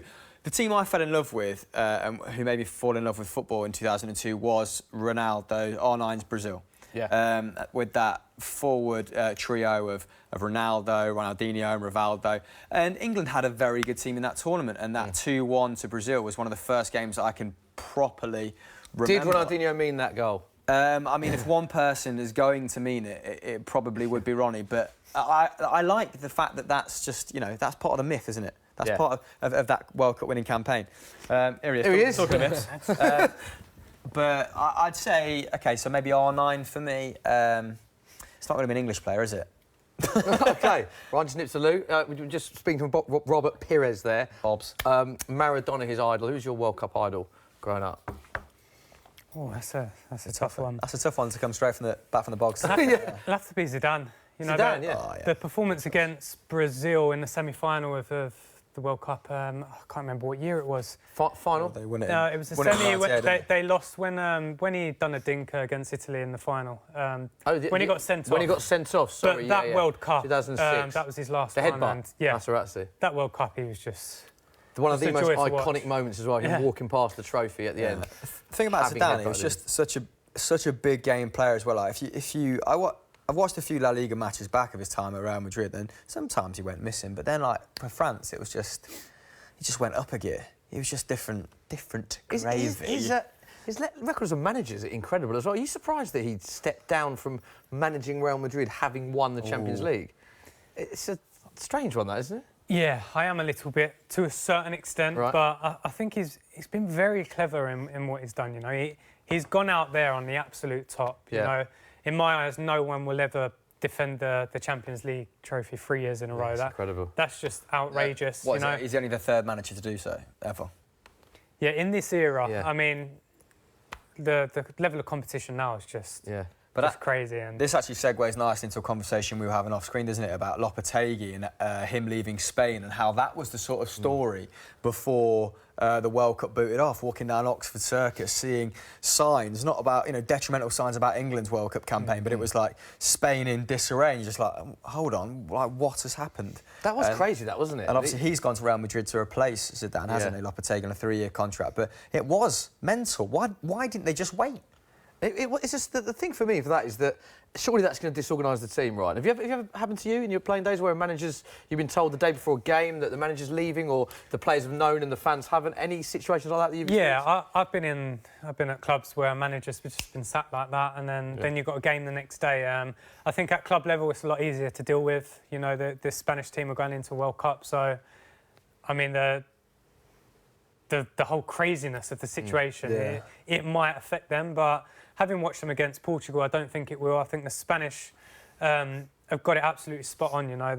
In my eyes, to manage your country should be the pinnacle, and for you to agree to go to another club, in my eyes, it's a disrespect to the Spanish national team, and I think them getting rid of him straight away. Was the best thing to do. They're safeguarding what they've built over the last 20 years, aren't they? That's what I got. Like, when people were saying it's crazy, why didn't, Van Gaal did it, Conte did it, it's not going to affect them. And Rubiales, who's the Spanish president of the FA, apparently he's a bit of a brash character, and they think he might have reacted emotionally. The game's kicked back off. The game has kicked back off. Second half is underway. I agree with Ryan. I think it was the right decision, and Fernando Hierro could be a bit of an inspired decision. I mean, great for him, though, Hamill. I mean, he must be absolutely delighted with that. What an opportunity. Unbelievable opportunity. Interestingly, we were talking about it before the game kicked off, before the first half kicked off. Before the second half, all of the England players they cut away to were waving flies and bugs. I know we laughed about it, but this is a bit of an issue. If you're playing football on the highest stage, it's not ideal, Smithy, is it? 100%. I went and played a twilight round of golf the other day. I only played I played 9 holes, and the first hole was a par 5 along the river. Okay. I mean, a lot of detail here to be specific. How'd you get on? There were so many flyers in my eyes. It was ridiculous. The first hole was a write-off, Right. The second hole, I got my swing back. What were you playing off? At the moment, I'm playing off 16. I've just started since I've retired. I've started getting back on the course, and hopefully I can chop a few off that. Why is golf always like a footballer's second sport? I think because physically you don't have to put nothing into it. If you get a buggy, all you have to do is... You're mad. My shoulder's popping out at the end of every session. Clearly just got the wrong technique. So it's just because it's a good thing to wind down. Yeah, and sometimes you finish training at 1:30, 2 o'clock, and if you've got a day off or something, it's nice to go and use up 4 or 5 hours. Yeah. Who's the best golfer? Footballer golfer. So the best footballer that you've played with, who's best at golf? I mean, it's a hard question to ask that. What I'm trying to say is, of all the teammates you've played with, we know what you're trying who's to the best say. at golf? You've asked it 3 times now. It'll have to be Harry Kane. Yeah. He's almost as obsessed with golf. I mean, not Is to he? the level Well, not of as football, football. but he's got a simulator in his house, and he plays off. I think he plays off 4, but there's been. Hang on a minute. Whoa. Rewind. He's got a golf simulator in his house. Yes. Yeah. Wow. I've heard Gareth Bale was unreal. Oh, Gaz. Yeah. I mean, he's got a par 3 in his back garden. I played with Gaz. Gaz picked up a golf club, and we played a week after, and he was driving the ball over 300 yards. Really? I mean, his chipping, his iron, one of his his putting limbs was is just awful, ultra but powerful. he was just he was just one of those guys. And Harry's pretty similar. You pick up a club, you pick up a table tennis racket or whatever, and you just have a knack for it. And you said to me something very interesting as well last month when I interviewed last time, that Harry Kane's got this thought process where if he puts his mind to something, he will become the best at it. That you almost think, he's into his NFL as well, that if he wanted to become a kicker after he finished from football, you could genuinely believe that he could achieve that because of his mindset. Because he genuinely believes Right. it. You know, I think when Harry does retire, hopefully it'll be a very long time, but I'm sure he'll be thinking he'll be a scratch golfer, could potentially play in a Super Bowl, something like that, because that's just the way he thinks. I'm not sure he'd go and play golf if he played off 16 or 18. Yeah, wow. To be honest. Wow. What a player. Any social questions, Temps, that you got for us? I've got a cup of tea for you. Thank you very much, Temps. Appreciate that. All down. Cheers to you. Hope you're still enjoying the watch. Where did you magic that from? Get your comments I made it coming. when you were asking the question. What have you got? Take as long as you want here, because I have a nice sip of this tea. Go on. Holding says, with other big teams getting off to a slow start, are you more hopeful about England's chances? Yeah, we've touched upon this, haven't we? And I think, yeah, apart from the Spain and Portugal game, no top side has really hit the ground running. And I think if England go through, right, if we look at the tree, it's Colombia or Poland, isn't it? Based on the next game where we come. Yeah, if we were to, hopefully we will. We should do. If we escape the group, and I think that's quite favourable. And I just think we can dispatch a side like that and find our way to the last 8 pretty quickly. So, I mean, let's just take it. You hear all the top managers, top players, very single-minded, aren't they? Take it one game at a time. It's a bit of a boring answer, but emotionally, I'm spent already after 45. I don't want to think about. You already. You almost gave that answer nation. and then started watching the game and forgot where you were going with Bit that. exasperated, mate, to be honest. But right, oh, lovely little turn there. Any more for us, Temps? Yes, don't forget, comment in the chat below, and I will be reading out all of your questions. You can also tweet me if you want, at FootballDailyUK, using the hashtag #TheFootballSocial. Hendo has our next question. He says, based on the players' performances so far, which player do you think deserves a big money move in the summer? Hendo, what did he tweet that at half-time? What? Or was it Andrew Henderson? Tough question, that, because they might all be happy where they are. Yeah, they're all at big clubs, aren't they, to be honest. Who have we tied? Oh, hello, England are on the attack here. Go on then, Raheem. Good turn of pace Raheem, there. lovely turn of pace from Raheem. No. Okay, as he's dispossessed. Bit of a disconnect at the Wow, minute. that is a heavy back pass to the sub-keeper. The's not been... He's done all right. There's not been too much link-up play with Harry Kane and sort of Dele Alli and Raheem Sterling, has there, at the minute? A little bit of kind of missing these 5 or 10-yard passes. Not a lot of intricate build-up play that maybe you see with Willian and Jesus and Coutinho. Is that something you think we have to work on, or...? I think it seems like England's way of playing at the moment is obviously having the back three and Jordan Henderson trying to build up, and then when it's working for them, they have their 2 fullbacks really high, Dele, Jesse Lingard making forward runs beyond Harry. So it's almost playing in 2 different sides. A back 4, back 5, and then a forward front 4, front 5. And I think sometimes when we're out of possession, the players come back to get in a defensive shape, and then that distance, like you say, up to Harry can get quite big. And that's always been my fear and my worry of playing this 3 at the back, that it can quite easily turn into a 5. Is that another penalty? Sorry, Ryan, to interrupt you there. It's the same incident as the first half. It's a rugby tackle on Harry Kane. That is embarrassing. Is he not... I've just seen the replay. That's absolutely embarrassing. Has the ref just insinuated that was a dive as well by doing that? But my point is here, why is he not using VAR? If the ref doesn't know, in fairness to the ref, if he doesn't know, understand it's off the ball again. Go to VAR. Surely that's what it's there for. Right. Maybe the Russians don't want the English to go far in the competition. I don't know. He went there. He went there. Conspiracy theories. I like it. But it's crazy. That's exactly the same thing that happened in the first time on exactly the same player in the box. The ref has, in neither instance, used VAR. Bearing in mind Tunisia have scored from a penalty, you'd think he'd at least go to VAR with that. I just can't get my head around that. Or at least after the first incident, have your eyes on Harry Kane for the second one. See, this is where I don't know what happened in the tunnel, in the dressing rooms or whatever, but this is where the England management, the staff, should have been putting pressure on the referee at half-time. They should have been going in there going absolutely mental, and that's a blatant penalty. So then, what are we, 6 minutes into the second half? The first time it happens, if they did put pressure on him, maybe then he'd be like, oh, I missed one in the first half. It's like Sergio Ramos, isn't it, in the Champions League final? It's players like that do... It's game management. If everyone was like Sergio Ramos, then it'd be a much worse... but it's another incident that's gone against England, Hamilton. I'm not asking England to cheat. I'm just asking England to be a bit more nasty, you know? Savvy. Be winners, you know? Ramos comes to mind all the time, but... He's a serial winner. He does not care what it takes to win. To miss one of them, forgivable, but to not be watching Harry Kane for the next set-piece situation... But even if you don't know, Chris, he's got to go for the VAR, surely. It's a lovely, lovely turn, dispossessed. Switch, spread that. Got Young. Little chance here. That's poor Young. And again, it's a game that England are absolutely dominating, but find themselves 1-1. Every decision going against England. The penalty for Tunisia went against England. 2 VAR decisions not being used. England with 2 big penalty shouts, and they've missed some big chances as well. But at the minute, Belgian fans will be loving this, though, Chris, won't they? They'll be loving it. What we don't want is for VAR to dominate the conversation in the England game too. It's quite frankly, it's boring, isn't it? It's relevant, but it's boring. We need these England players to sort of rise above these inconsistencies, show they're the better team by just smashing this Tunisian side second half.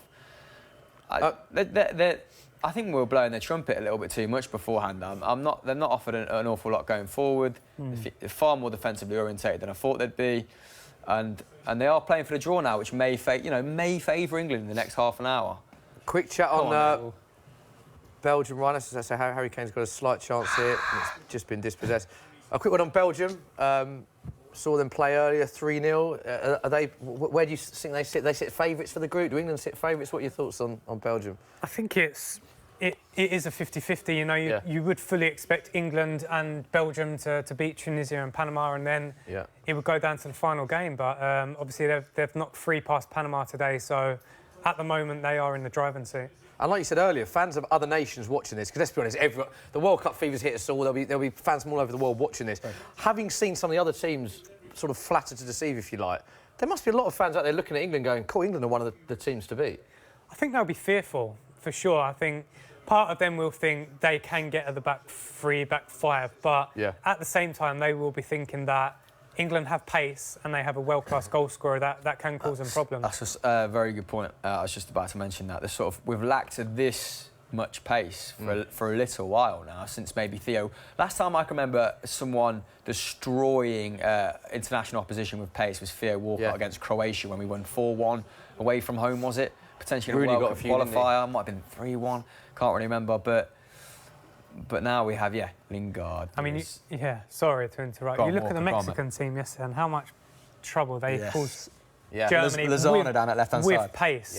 Yeah, man. I mean, a lot of the top nations now try and play higher up the pitch and give you space in behind, and that's where I do believe England will probably be better against the better nations because they play a braver way.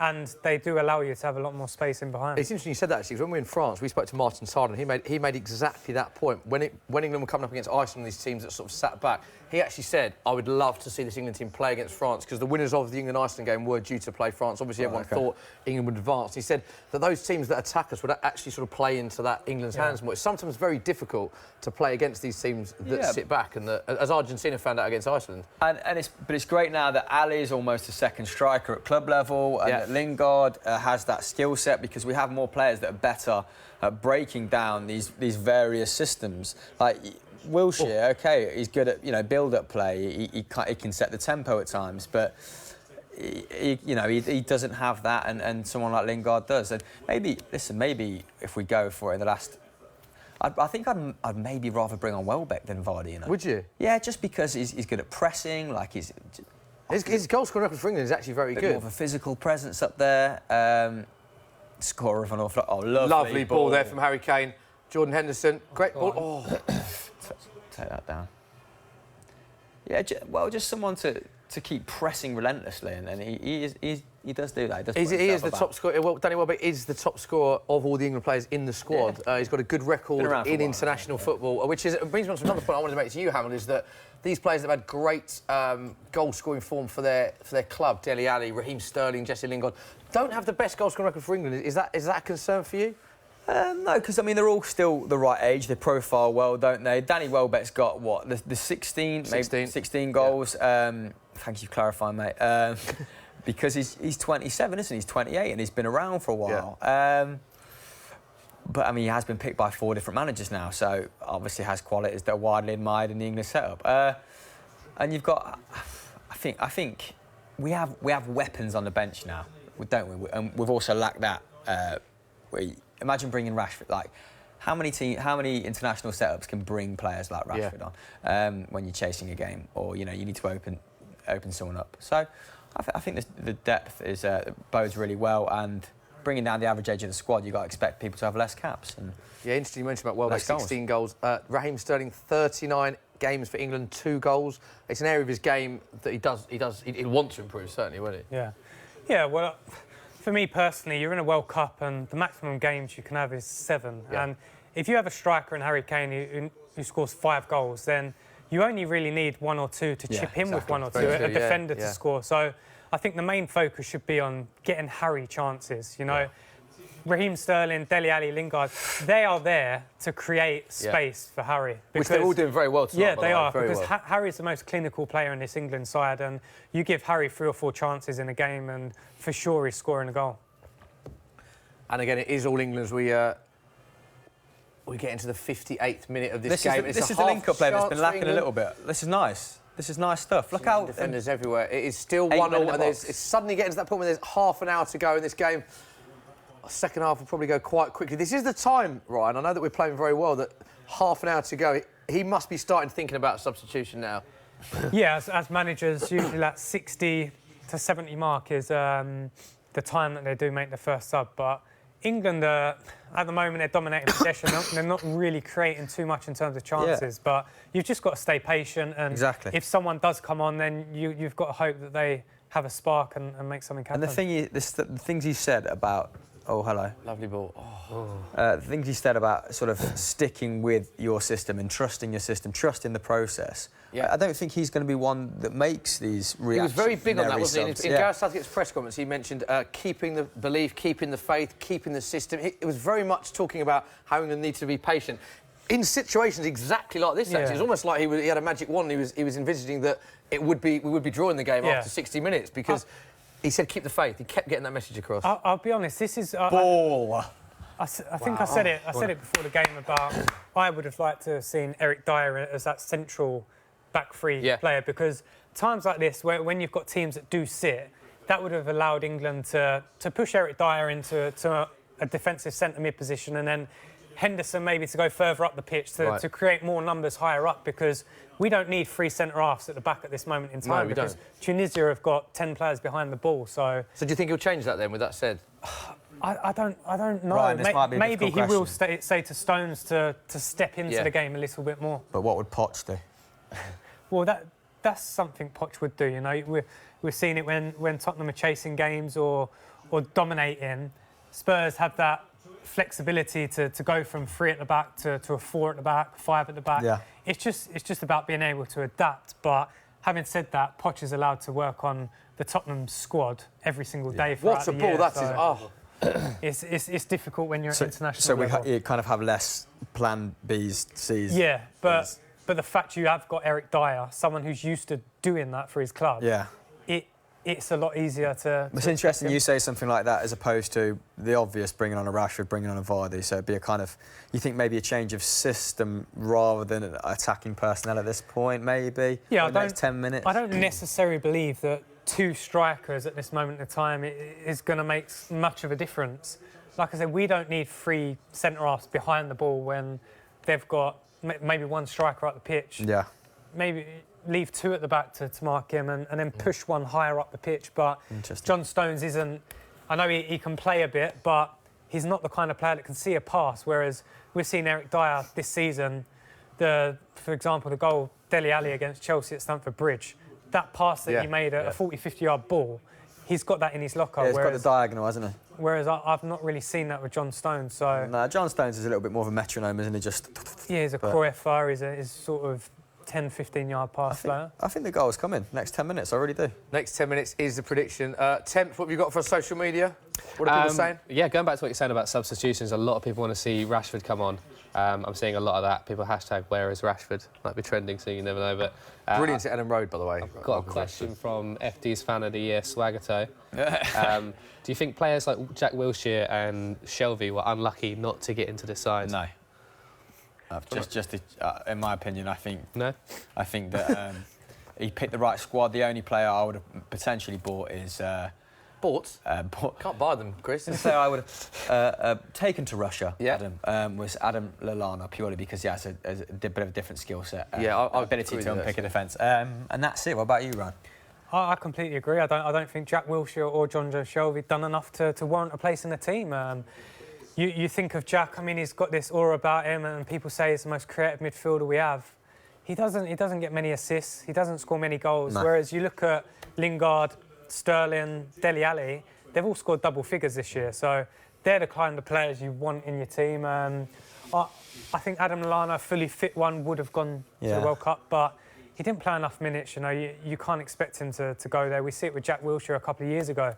He went to the Euros unfit, and you just don't do yourself justice because... So you felt Jack Wilshere didn't do himself justice in the Euros, the last Euros? No, I think it's very difficult. You know, he didn't play enough minutes. I think he played 170 minutes leading up to that Euros, and you can't expect a player to play that amount of minutes and go and perform on the biggest stage in the world. It's unfair to The English have a weird hang-up about Wilshere, don't we? It's similar now in this tournament because he didn't have much minutes going into this World Cup as well, but he seemed very disappointed himself personally that he wasn't going, but you weren't surprised because of the same reason he didn't have the minutes under his belt. Well, he actually played a lot for Arsenal this season. In the latter stages, he did play a lot, but I just don't think his performances have warranted going to the World Cup with England. You know, he's obviously Arsenal have struggled a little bit this year, but what people expect of Jack Wilshere is to control games, to create things, and I personally I don't see it. I've not seen it for a very long time. You know, he's had a lot of injuries, and it's very difficult to come back from severe injuries. And I don't feel like his level of performance has been up there. Do you think he'll get back into the England squad once he starts playing, or do you think the fact that there's a lot of younger, fitter players now in the England squad, it'll be very hard for him to regain his place?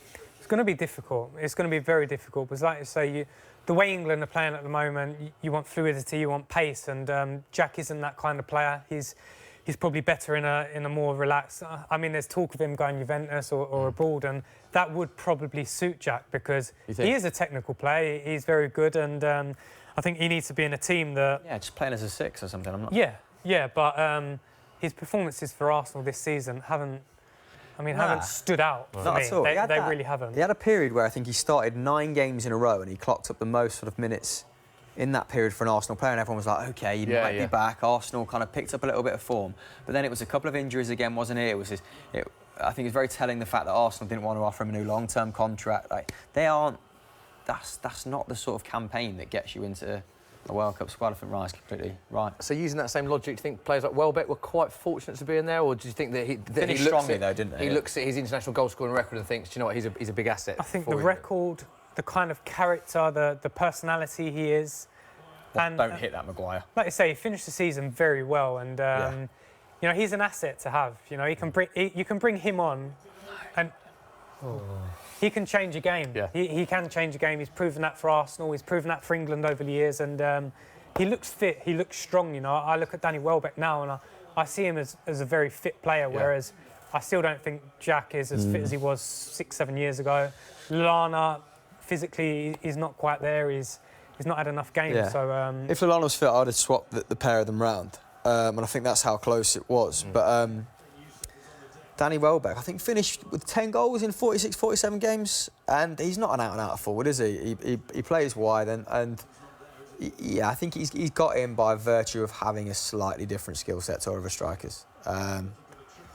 But let's see who he brings in this game, because I can see him swapping out. I mean, Dele Alli's kind of faded in this second half, hasn't he? Maybe for a Rashford, but I'm not so sure. yeah, I think he should. I think now is probably the time to bring off Raheem Sterling, bring on Rashford, and Raheem, maybe even bring off Jesse and bring on Vardy and go 2 up top, and then play 1 in behind them, because we're not really creating as many chances at the moment. You know, I think the first half, all our chances come from players running beyond Harry Kane, and they've stopped doing that now. Whereas if you do bring Vardy on, he's the kind of player that can stretch the game. But do we start just pumping it to Vardy if he comes on? I don't think so. He's not the kind of... He's not a target man, is he? You know, But he likes that ball over the top, doesn't yeah, he? but like you said earlier, Tunisia are defending deep, so that space in behind isn't as big. But if he can make those runs and maybe draw defenders out of their pockets, then that's what we need. Oh, Harry Kane has gone down. Especially if you're... Slight worry here. If you're exhausted. Who takes his free kick for England? Well, Kieran Trippier is one of the best free kick takers I've seen. Yeah? Just unfortunate that he's got Christian Eriksen. Yeah. There is a sub, and it is Raheem Sterling coming off. As you said, Ryan. Rashford. For Marcus Rashford, it's the exact sub that we thought. Interestingly, Hamill, 16-1 Sky Bet are offering now for Tunisia to win this game. Ooh. Tunisia to win the match. It's a brave man that takes that bet. With Sky Bet. Don't forget, decent full odds, terms aren't and conditions apply. You must be over 18 plus. But 16-1 you can get with Sky Bet. Tunisia only need 1 goal, of course. So, you know, with set pieces, I always think it's not beyond any footballer to be very good at set piece if they stay after training and hit that day in, day out, right? So what is it about some professionals where do they just get sort of obsessed with becoming good at set pieces? What kind of characteristics do you have to stay after training and want to be good at set pieces, I guess? Well, one, you have to have the ability. Is it a bit natural then? No, I feel like you can definitely work on it and get better, but Kieran Trippier's at Tottenham. Here he's taking a free kick now. Oh. Got it up and over the wall. That's okay. But he's got Christian Eriksen in front of him. Now, you know, he's not getting a look in against Christian because Christian's a specialist. I'm sure if Trippier was with another football club and was given that responsibility, then he would probably practice 5-10 minutes after training every day. It's just having that responsibility, you know, because every club has a specialist at set pieces. This is a right back who's arrived from Burnley. I don't remember him taking many set pieces at Burnley. I might be wrong, but is he someone that does stay after training? Do he? Oh my God! Kane. Oh, Harry, that's a good tackle. They've been quite physical with Harry Kane, Ryan, haven't they? He's been down twice now. It's almost like they've targeted him from the first half. Well, yeah, the referees let him get away with it. So it really is, this referee. Yeah. But do you think? I think the England squad potentially needs a couple more set piece specialists. I think that was pretty evident in the last tournament when Harry Kane was taking corners. But Ashley Young's not bad, is he? So I don't know. So the sub has been made. Sterling's off. Rashford's on. How are people reacting to that, Temps? People are very happy about that. I think a lot of people wanted to see Rashford come on. Yeah. Hopefully it changes things. Fingers crossed. Fingers crossed. But yeah, a lot of people happy about that. Yeah, he's very good actually at Ellen Road in England's last friendly. England have a chance here actually. Nice build-up play. What? Oh, go on. Oh, I don't know what happened there. Do you think maybe Ruben Loftus-Cheek instead of an Eric Dyer for someone? He was good as well actually for England against Costa Rica. Ruben Loftus-Cheek had a good. His stats had a bit of phenomenal. attacking impetus. Yeah, he was very good. Yeah, I mean, let's not forget Jamie Vardy scored 20 goals in the Premier League. We're chasing the game. We're looking for a goal. There's 20 minutes to go. Get the striker on. You know, get him in the box. We're seeing situations now where we're pinning Tunisia in the final third, and he's the kind of player I feel at the moment on current form. You want him there with Harry, you know, 50 goals between them in the Premier League, get them both on the pitch together because Tunisia aren't offering much of a threat going forward, and it's just about England staying concentrated and limiting them to any chances. Who would you bring off now then for Jamie Vardy? You say you'd play him with Kane, so you'd change the formation slightly. Yeah, well, me personally, I would. I'd probably bring off Jesse Lingard, and I would drop Delhi and Delhi next to Jordan Henderson. Okay. And then play Rashford in behind Harry and Jamie Vardy. Harry and Jamie, yeah. I'd keep Jesse on. I think he's still been more active than Delhi in this. It's strange, Chris, isn't it? We look at the game, and I know we said don't panic when Tunisia scored. Suddenly we find ourselves there's 19 minutes to go. I'm getting quite nervous now that England aren't going to win this game. I don't know whether it's just expectation of what's happened in other tournaments. We've absolutely dominated this game. How it's 1-1, I do not know, but there's not long left now. I feel like he's made that one change, but England need to do more. They've played a lot better in the first half than they're doing now, certainly. I think a lot of this tournament will be about. I think it should be as much about performance as it is about result. Come on. Do you though, Chris? Really? Because at the end of the day, it is all about results, doesn't it? Absolutely. To get out of the group. Well, we could play great football if we lose 3 games. That's obvious, right? So if we play well in 3 games and lose 3 games, then obviously that doesn't necessarily hold true. But given the calibre of team that we're facing, that's highly unlikely to be the case, isn't it? But I do. If we got to a quarter-final and played really well against the top side, last 16 game, I mean, I said earlier, would face Poland or Colombia, and you'd hope to beat one of those. But I think as long as we build a foundation for the next tournament, I don't think there will be the same vitriol. You know, should we? So it's progression for you. Should we crash out? Yeah, absolutely. Let's not get carried away. Like it's one of the youngest squads at the tournament, and like you said, there's a severe lack of goals there. But yeah, let's just see some promise. Tunisia making a sub now. They're very much slowing the game down. The classic walk-off from Tunisia. They're not going to waste any time. They are going to waste as much time as possible, I mean to say. The slowest walk, Hammer, we've seen, isn't it, so far in the tournament? Yeah. Running the clock down. Adam Templeman down the right wing for FDFC. That is it? Yeah. Yeah, it's coming. And Tunisia doing everything they can. Game management, Ryan, again, going back to what you're saying. That England haven't had. Interesting gilet that Tim Sherwood-esque gilet that the Tunisian gaffer's rocking, isn't it? Were you a fan of the gilet? Yeah, I like a gilet. I think very smart. He loved the gilet, Sherwood, didn't he? It's all he ever wore. Yeah, it was his thing, wasn't it? Yeah. You know, you got Lambert with the old old school jumper with a collar up and that. Tony Pulis with the white trainers. Yeah. And now, bizarrely, the goalkeeper is juggling. Temps, what are people saying on social media? Any subs that they want to see? Vardy. Still a lot Vardy? Of people are saying Vardy, yeah. Obviously, they just want us to go because of Ryan. Attack. Set them all off. But no one's saying who we should take off for Vardy. That's the problem. We still want to know. No one's saying. So we'll see. You can't play all of them. You can't play Vardy, Welbeck, Kane. There's got to be some balance. Rashford's on as well. It is all England. Tunisia have got every man behind the ball. The pace of the game, I feel, has just slowed slightly, and Tunisia are wasting time where they can. It goes back to the game management. It is all England. The possession stats must be frighteningly in favour of England at the minute. But it is still 1-1. We're getting into 15 minutes left. England need to score a goal. It's getting a little bit more badly need to score a goal. It's getting a little bit more desperate. That's what's a little bit disheartening to see. Yeah. We've tried quite a few speculative long balls there, haven't we? Especially after the Belgium result. You suddenly look at this, if we draw this, then it's must win 2 games to win the group. It's not a foregone conclusion, Belgium against this Tunisia side. You don't think, Chris? No, they've just got a bit more nous, haven't they? And I think Belgium, I saw it a couple of times in the Panama game, not, defensively, not frail, that's maybe a little bit over the top, but they play a high-risk system as well, so... listen, a point isn't disastrous, it's just disappointing, isn't it, lads? It's just not...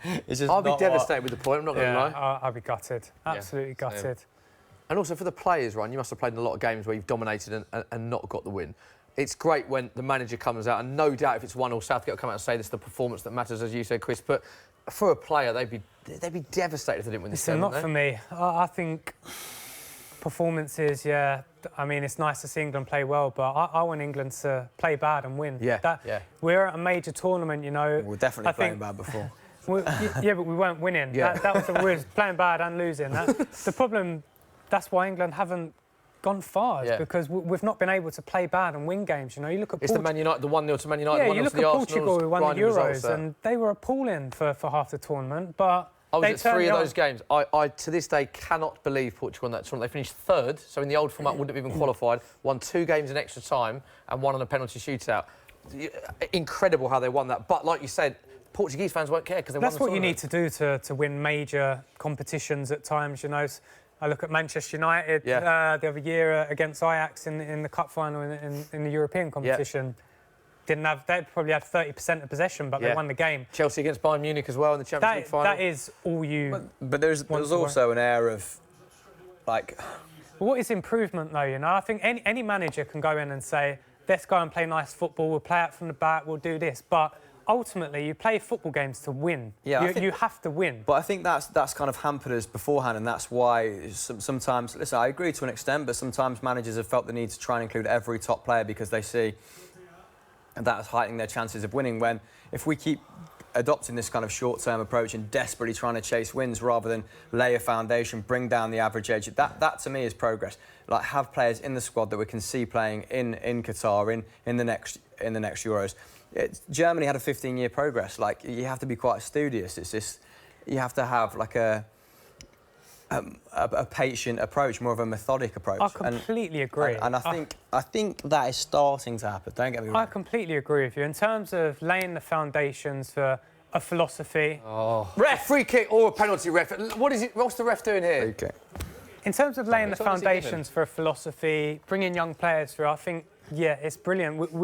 We can see it since last year, since Southgate's come in. That has happened, but. All I'm saying is what I would like to see more is a little bit more... Ruthlessness, you said that before. Ruthlessness. Not to be so naive, because... But do you think that'll come when they get... this is all experience. But the Iceland game at the Euros, we had all the possession and we were naive, so we lost the game. I just want England to learn from those mistakes, and... Well, that comes with the continuity off the pitch as well, doesn't it? And that'd be progress for me as well. Germany, the coach has taken to at least 5 semi-finals. Spain have these... these principles, these pillars, this way of playing that ensures continuity. England don't have that because we're going from, let's force these top players into this side. We're going from manager to manager, scrambling around for a win, trying to placate the press, trying to placate fans. It's a big chance. He did it against... Why isn't Trips on this? This is a big chance. This is interesting, Ryan. Trips has taken every free kick. Now we're in a shooting range. Young's got this. And this is a great range. Yeah. Why do you think he's been giving Young this, or Young has said he wants this, or...? Listen, he's a more experienced head, he's older, and Trips had the last one, didn't he? So, it works like that, does it? Yeah. You miss, I'll have the next one. Unless you're Ronaldo or Messi, then it does work Neymar, like that. It's about 15 last night. There's an interesting little scuffle going on now in the wall. They've been quite physical, these Tunisian players, particularly on Harry Kane and some of the attacking players, and the ref's just putting it back. This is a great shooting range for Ashley Young. It is. And here we go with the free kick. Oh, absolutely fluff. Come on, England, we need this goal. Ashley, come on. Too much height on that. Surprised he went for that side, actually. I thought he'd bend it round to the far corner. So Trips is on the next one. And we see the England fans, the despair in the England fans in the crowd. They want this goal badly. Temps, you look really upset. You haven't said anything in about 40 minutes, Temps. You all right? So engrossed You're in this really game. engrossed in it, aren't you? Come on, talk to us. Are you happy? Do you want Yes, Ruben. Come on. Right, Ruben Loftus-Cheek is coming up. Ryan, what are your thoughts on this sub? Because there'll be a lot of people saying it's for Dele Alli. It's an interesting one, isn't it? When you've got the likes of Vardy on the bench. It is interesting. It's very interesting. I understand why Gareth's done it to a certain extent because Tunisia are playing so deep. Ruben's the kind of player that can get the ball in a half turn and produce a little bit of brilliance to make something happen. But for me, I just think you've got a goal scorer who scored 20 goals in the Premier League sitting on the bench, and he won't be happy, will he? No, right now he will not be happy. No, and Ruben Loftus-Cheek is a gorgeous guy, though, isn't he? That would be difficult to take. What an absolute piece. So, just to recap for those of you, not that there's anyone that doesn't know what's going on. There's 10 minutes to go now. These 10-minute periods seem to be flying by. England with dominating the game, one of the best first halves we've seen, find themselves 1-1. 2 penalty claims not even looked at by VAR from the referee, which we're still fuming about. A penalty given from Tunisia, their only shot on target in the first half. Belgium winning their earlier game 3-0. This is a big 10 minutes for England's World Cup. It might be a silly thing to say because it's only the first game. But this is a huge 10 minutes for England, this World Cup. Tunisia still, Hamill, 1 shot in the whole game, which was a penalty, which went in. We thought they'd muddy it up, didn't we? And they have. And now, I wanted Ruben Loftus-Cheek on. He's come on. 1 shot on target. Ryan wanted Rashford on. He's on. So let's see, if what are people saying, Tim? If our decisions pay off. They want to know why Harry Kane is not taking the free kicks as well. like from shooting range. I've not seen him score an awful lot of free kicks. And a lot of people are saying that Ashley Young's having a bad game. Yeah. Is he having a bad game? A lot of people are saying it. I thought his delivery first half was fine. Like the fullbacks.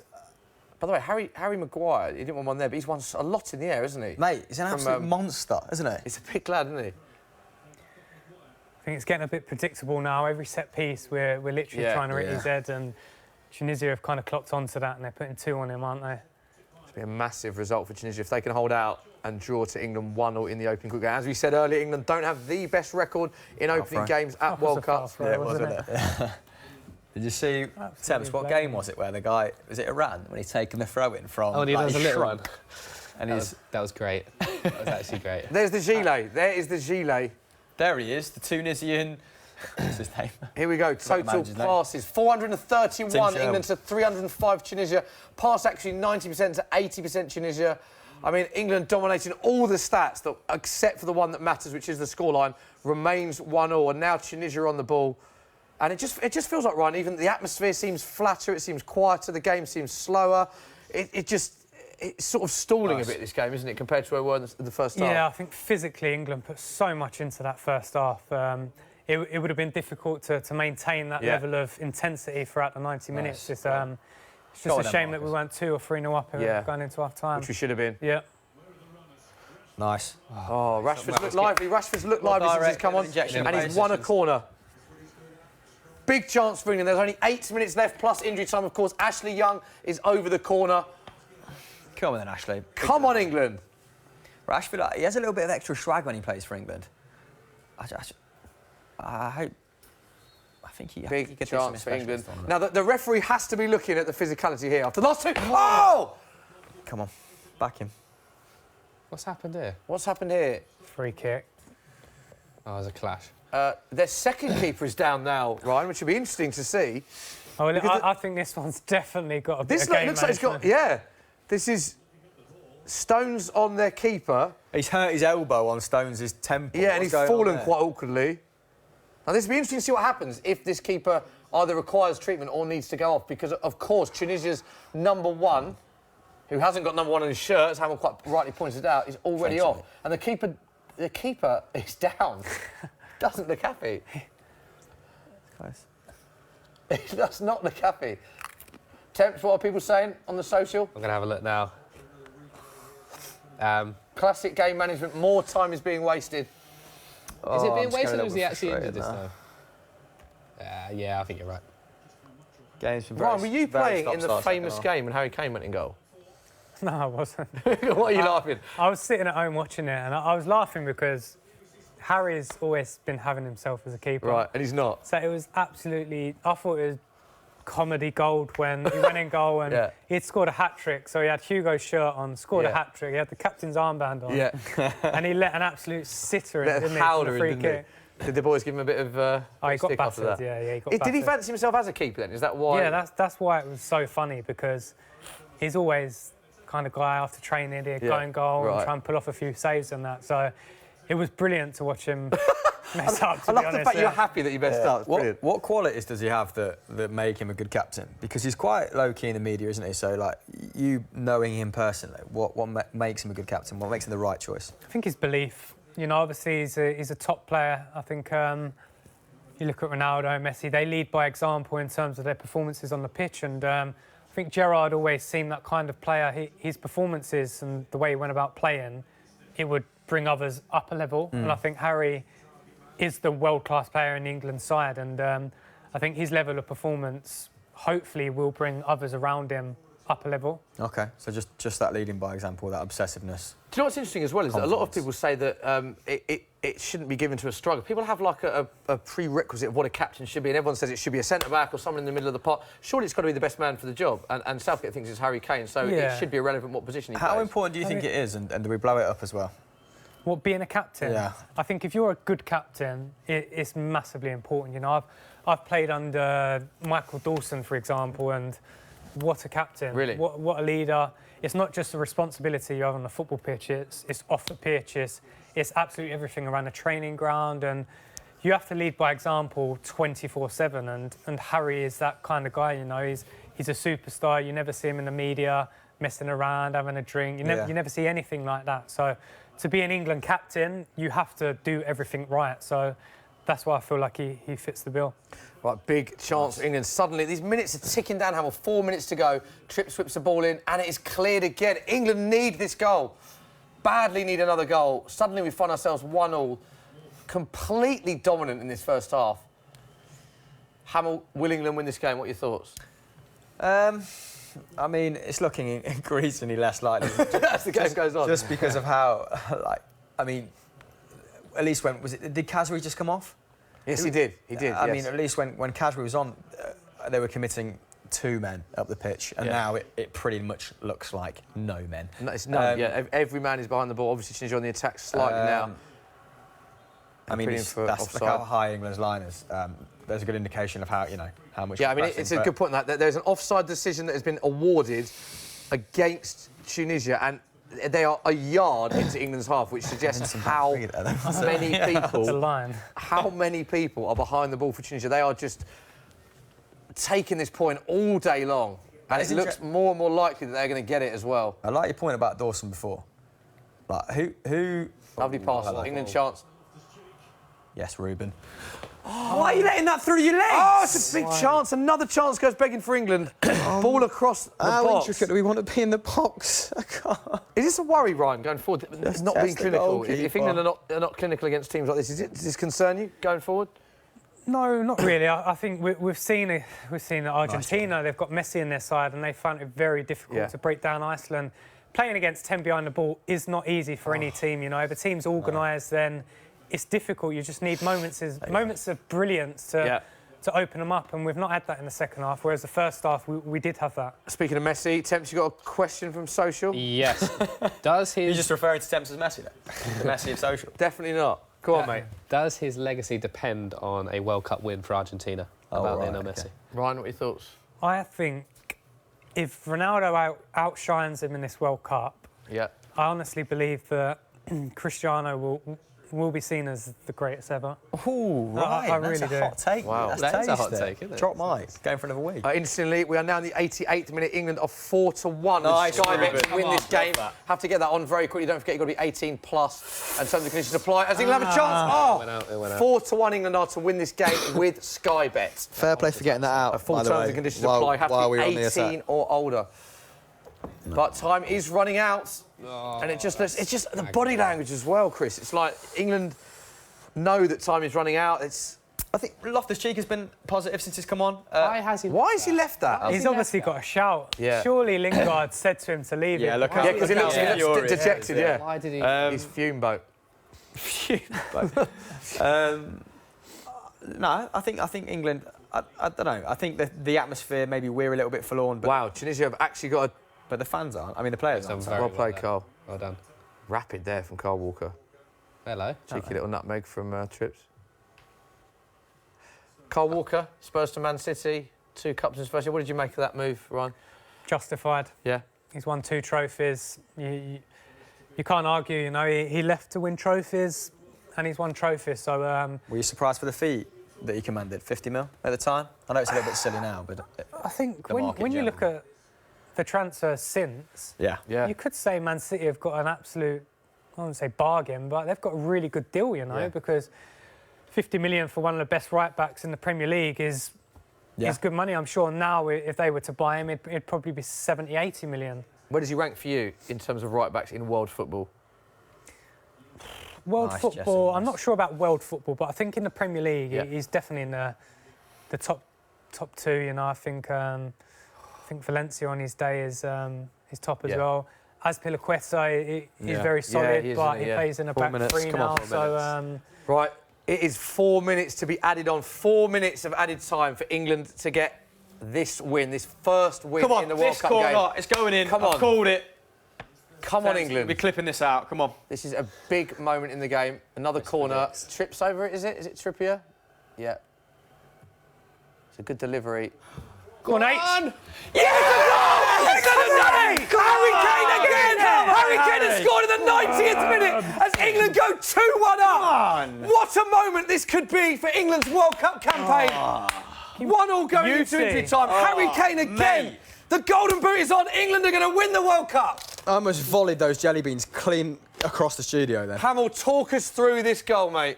Well, I only got a bloody called it, mate. Great delivery from Trips. Who's won that? Is that Maguire? Is that Maguire again?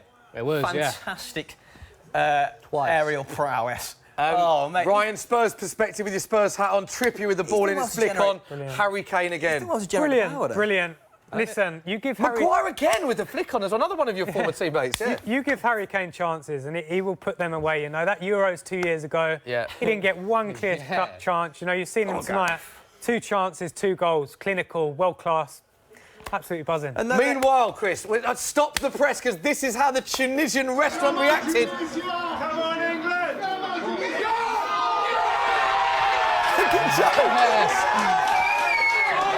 No less than we deserve, either. No less than we deserve.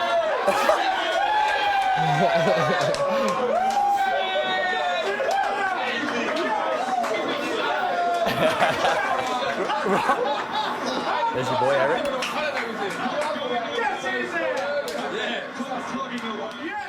Right, if you're a Tunisian fan, you're sat in that bar, how annoyed would you be with Joe right then?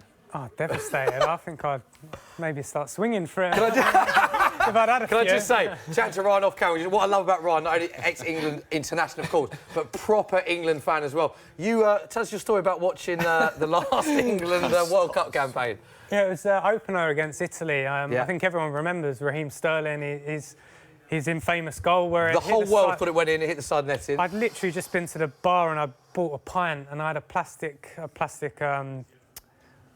Yeah. Obviously, I'd see the strike. I thought it was in, so I've jumped up and threw my pint everywhere over everyone, going mad. And then, like 20 seconds later, I realised it hadn't gone in, so I had to go back to the bar and buy another pint. Pochettino loved him for his cool head, and there he is, bang. Obviously, we don't condone throwing of any alcoholic beverages at that point. So that was one of the strangest goals, actually, because it's the only goal I can ever remember where everyone I've spoken to thought that, because I thought it was just me in the pub that I was in. But How everyone I've spoken un-England to is this? Thought that it got in. It hadn't.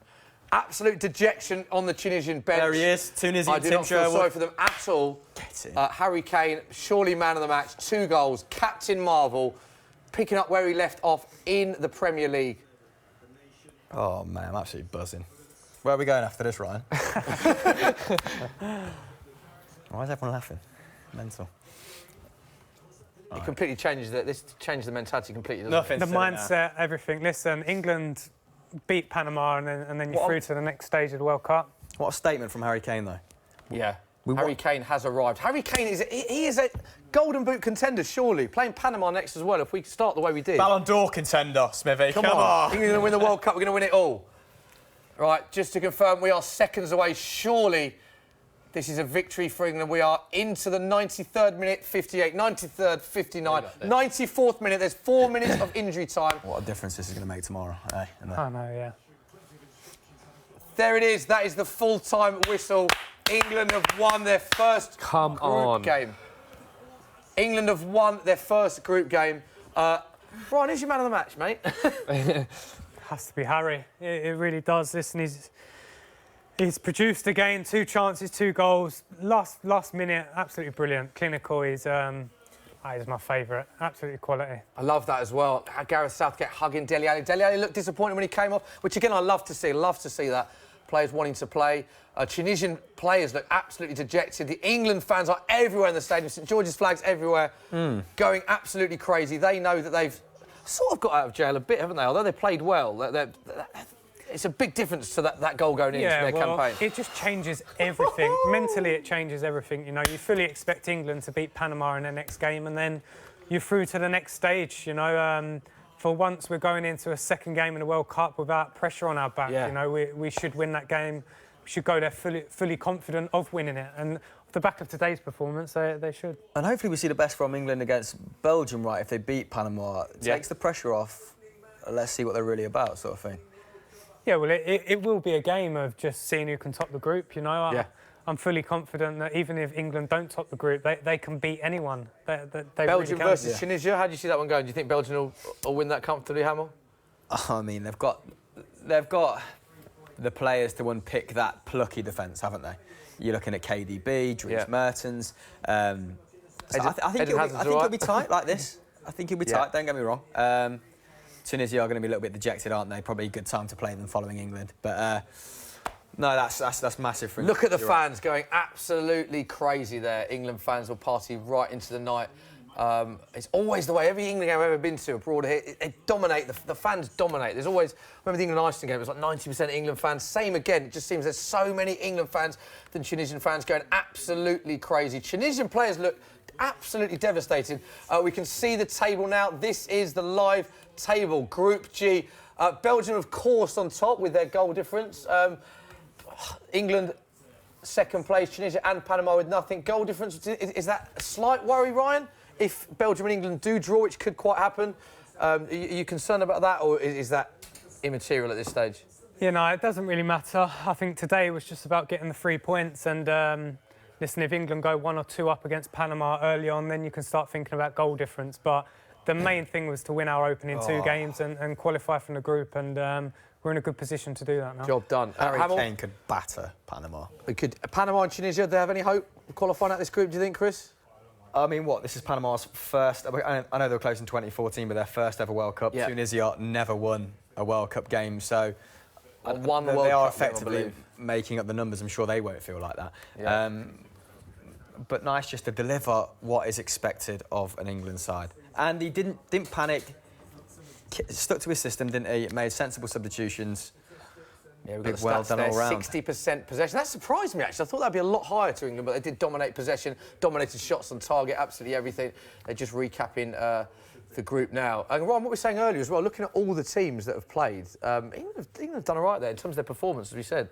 Yeah, I thought that was impressive. Very, very impressive. The first half, I thought that was absolutely outstanding and should have been 2 or 3-0 up. They created plenty of chances and it's really good to see this England side keep going until the end and nick one late on, because it would have been difficult it probably would have been easier to feel sorry for yourselves, take the draw after 70 minutes and not take any risks, but they kept going and they fully deserved that win. And interestingly, England are 11-10 with our mates at Sky Bet to win the group, to win Group G. England are 11-10. Don't forget, you've got to be 18 plus. Full terms and conditions apply. Right, let's catch up with Joe, who is at the packed Tunisian bar. Probably the most unpopular man in the bar right now. Joe, how's it going, mate? So there we have it. England have just won 2-1 thanks to a last-minute Harry Kane winner. Come on! Yay! Francis, how are you feeling? I'm delighted. Tunisia had a shaky start. They came back, and then I was a little bit worried about the England team. But hey, we won, and that's the result that counts. We won 3 points. That's all that matters. Abdul, you changed shirt about 3 times. I've seen him in an England shirt, then a Tunisia shirt. What happened? Now, Tunisian out. I am England supporter and the end.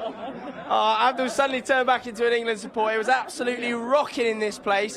What are your hopes going forward now? Can England win the World Cup? I reckon that England have got a chance to win the World Cup, and that would be absolutely fantastic. What about you, Abdul? Can England win it? I am sure what I saw with the Germany, with the Brazil, with the France, England, they can now. Come on, England! What a win! Get in there, Harry Kane! It's amazing, because that bar seems like there's people actually having a sit-down meal as well in the background, just oblivious to all that's going on. Temps, finally, fill us in with social media. What are people talking about? Social media. What is trending on Twitter right now? Are we trending on Twitter? We are not trending on Twitter. Why do you have to say that? Harry Kane is trending on Twitter. Everyone's just, Harry Kane, the Messiah. People are putting him on Jesus' body. Just England are going to win the World Cup, everyone keeps saying. And do you think England can win the World Cup, Of course we can. Of course we can. Seems like a lovely bloke as well. Otherwise, what's the point? If you don't believe, what's the point? If you don't, we're just watching Harry Kane now. He's doing his post-match interview, smiling. It's interesting, his body language here, Ron, because he does so many post-match interviews for Spurs where he's expected to score, and he's very much business as usual, yet he looks...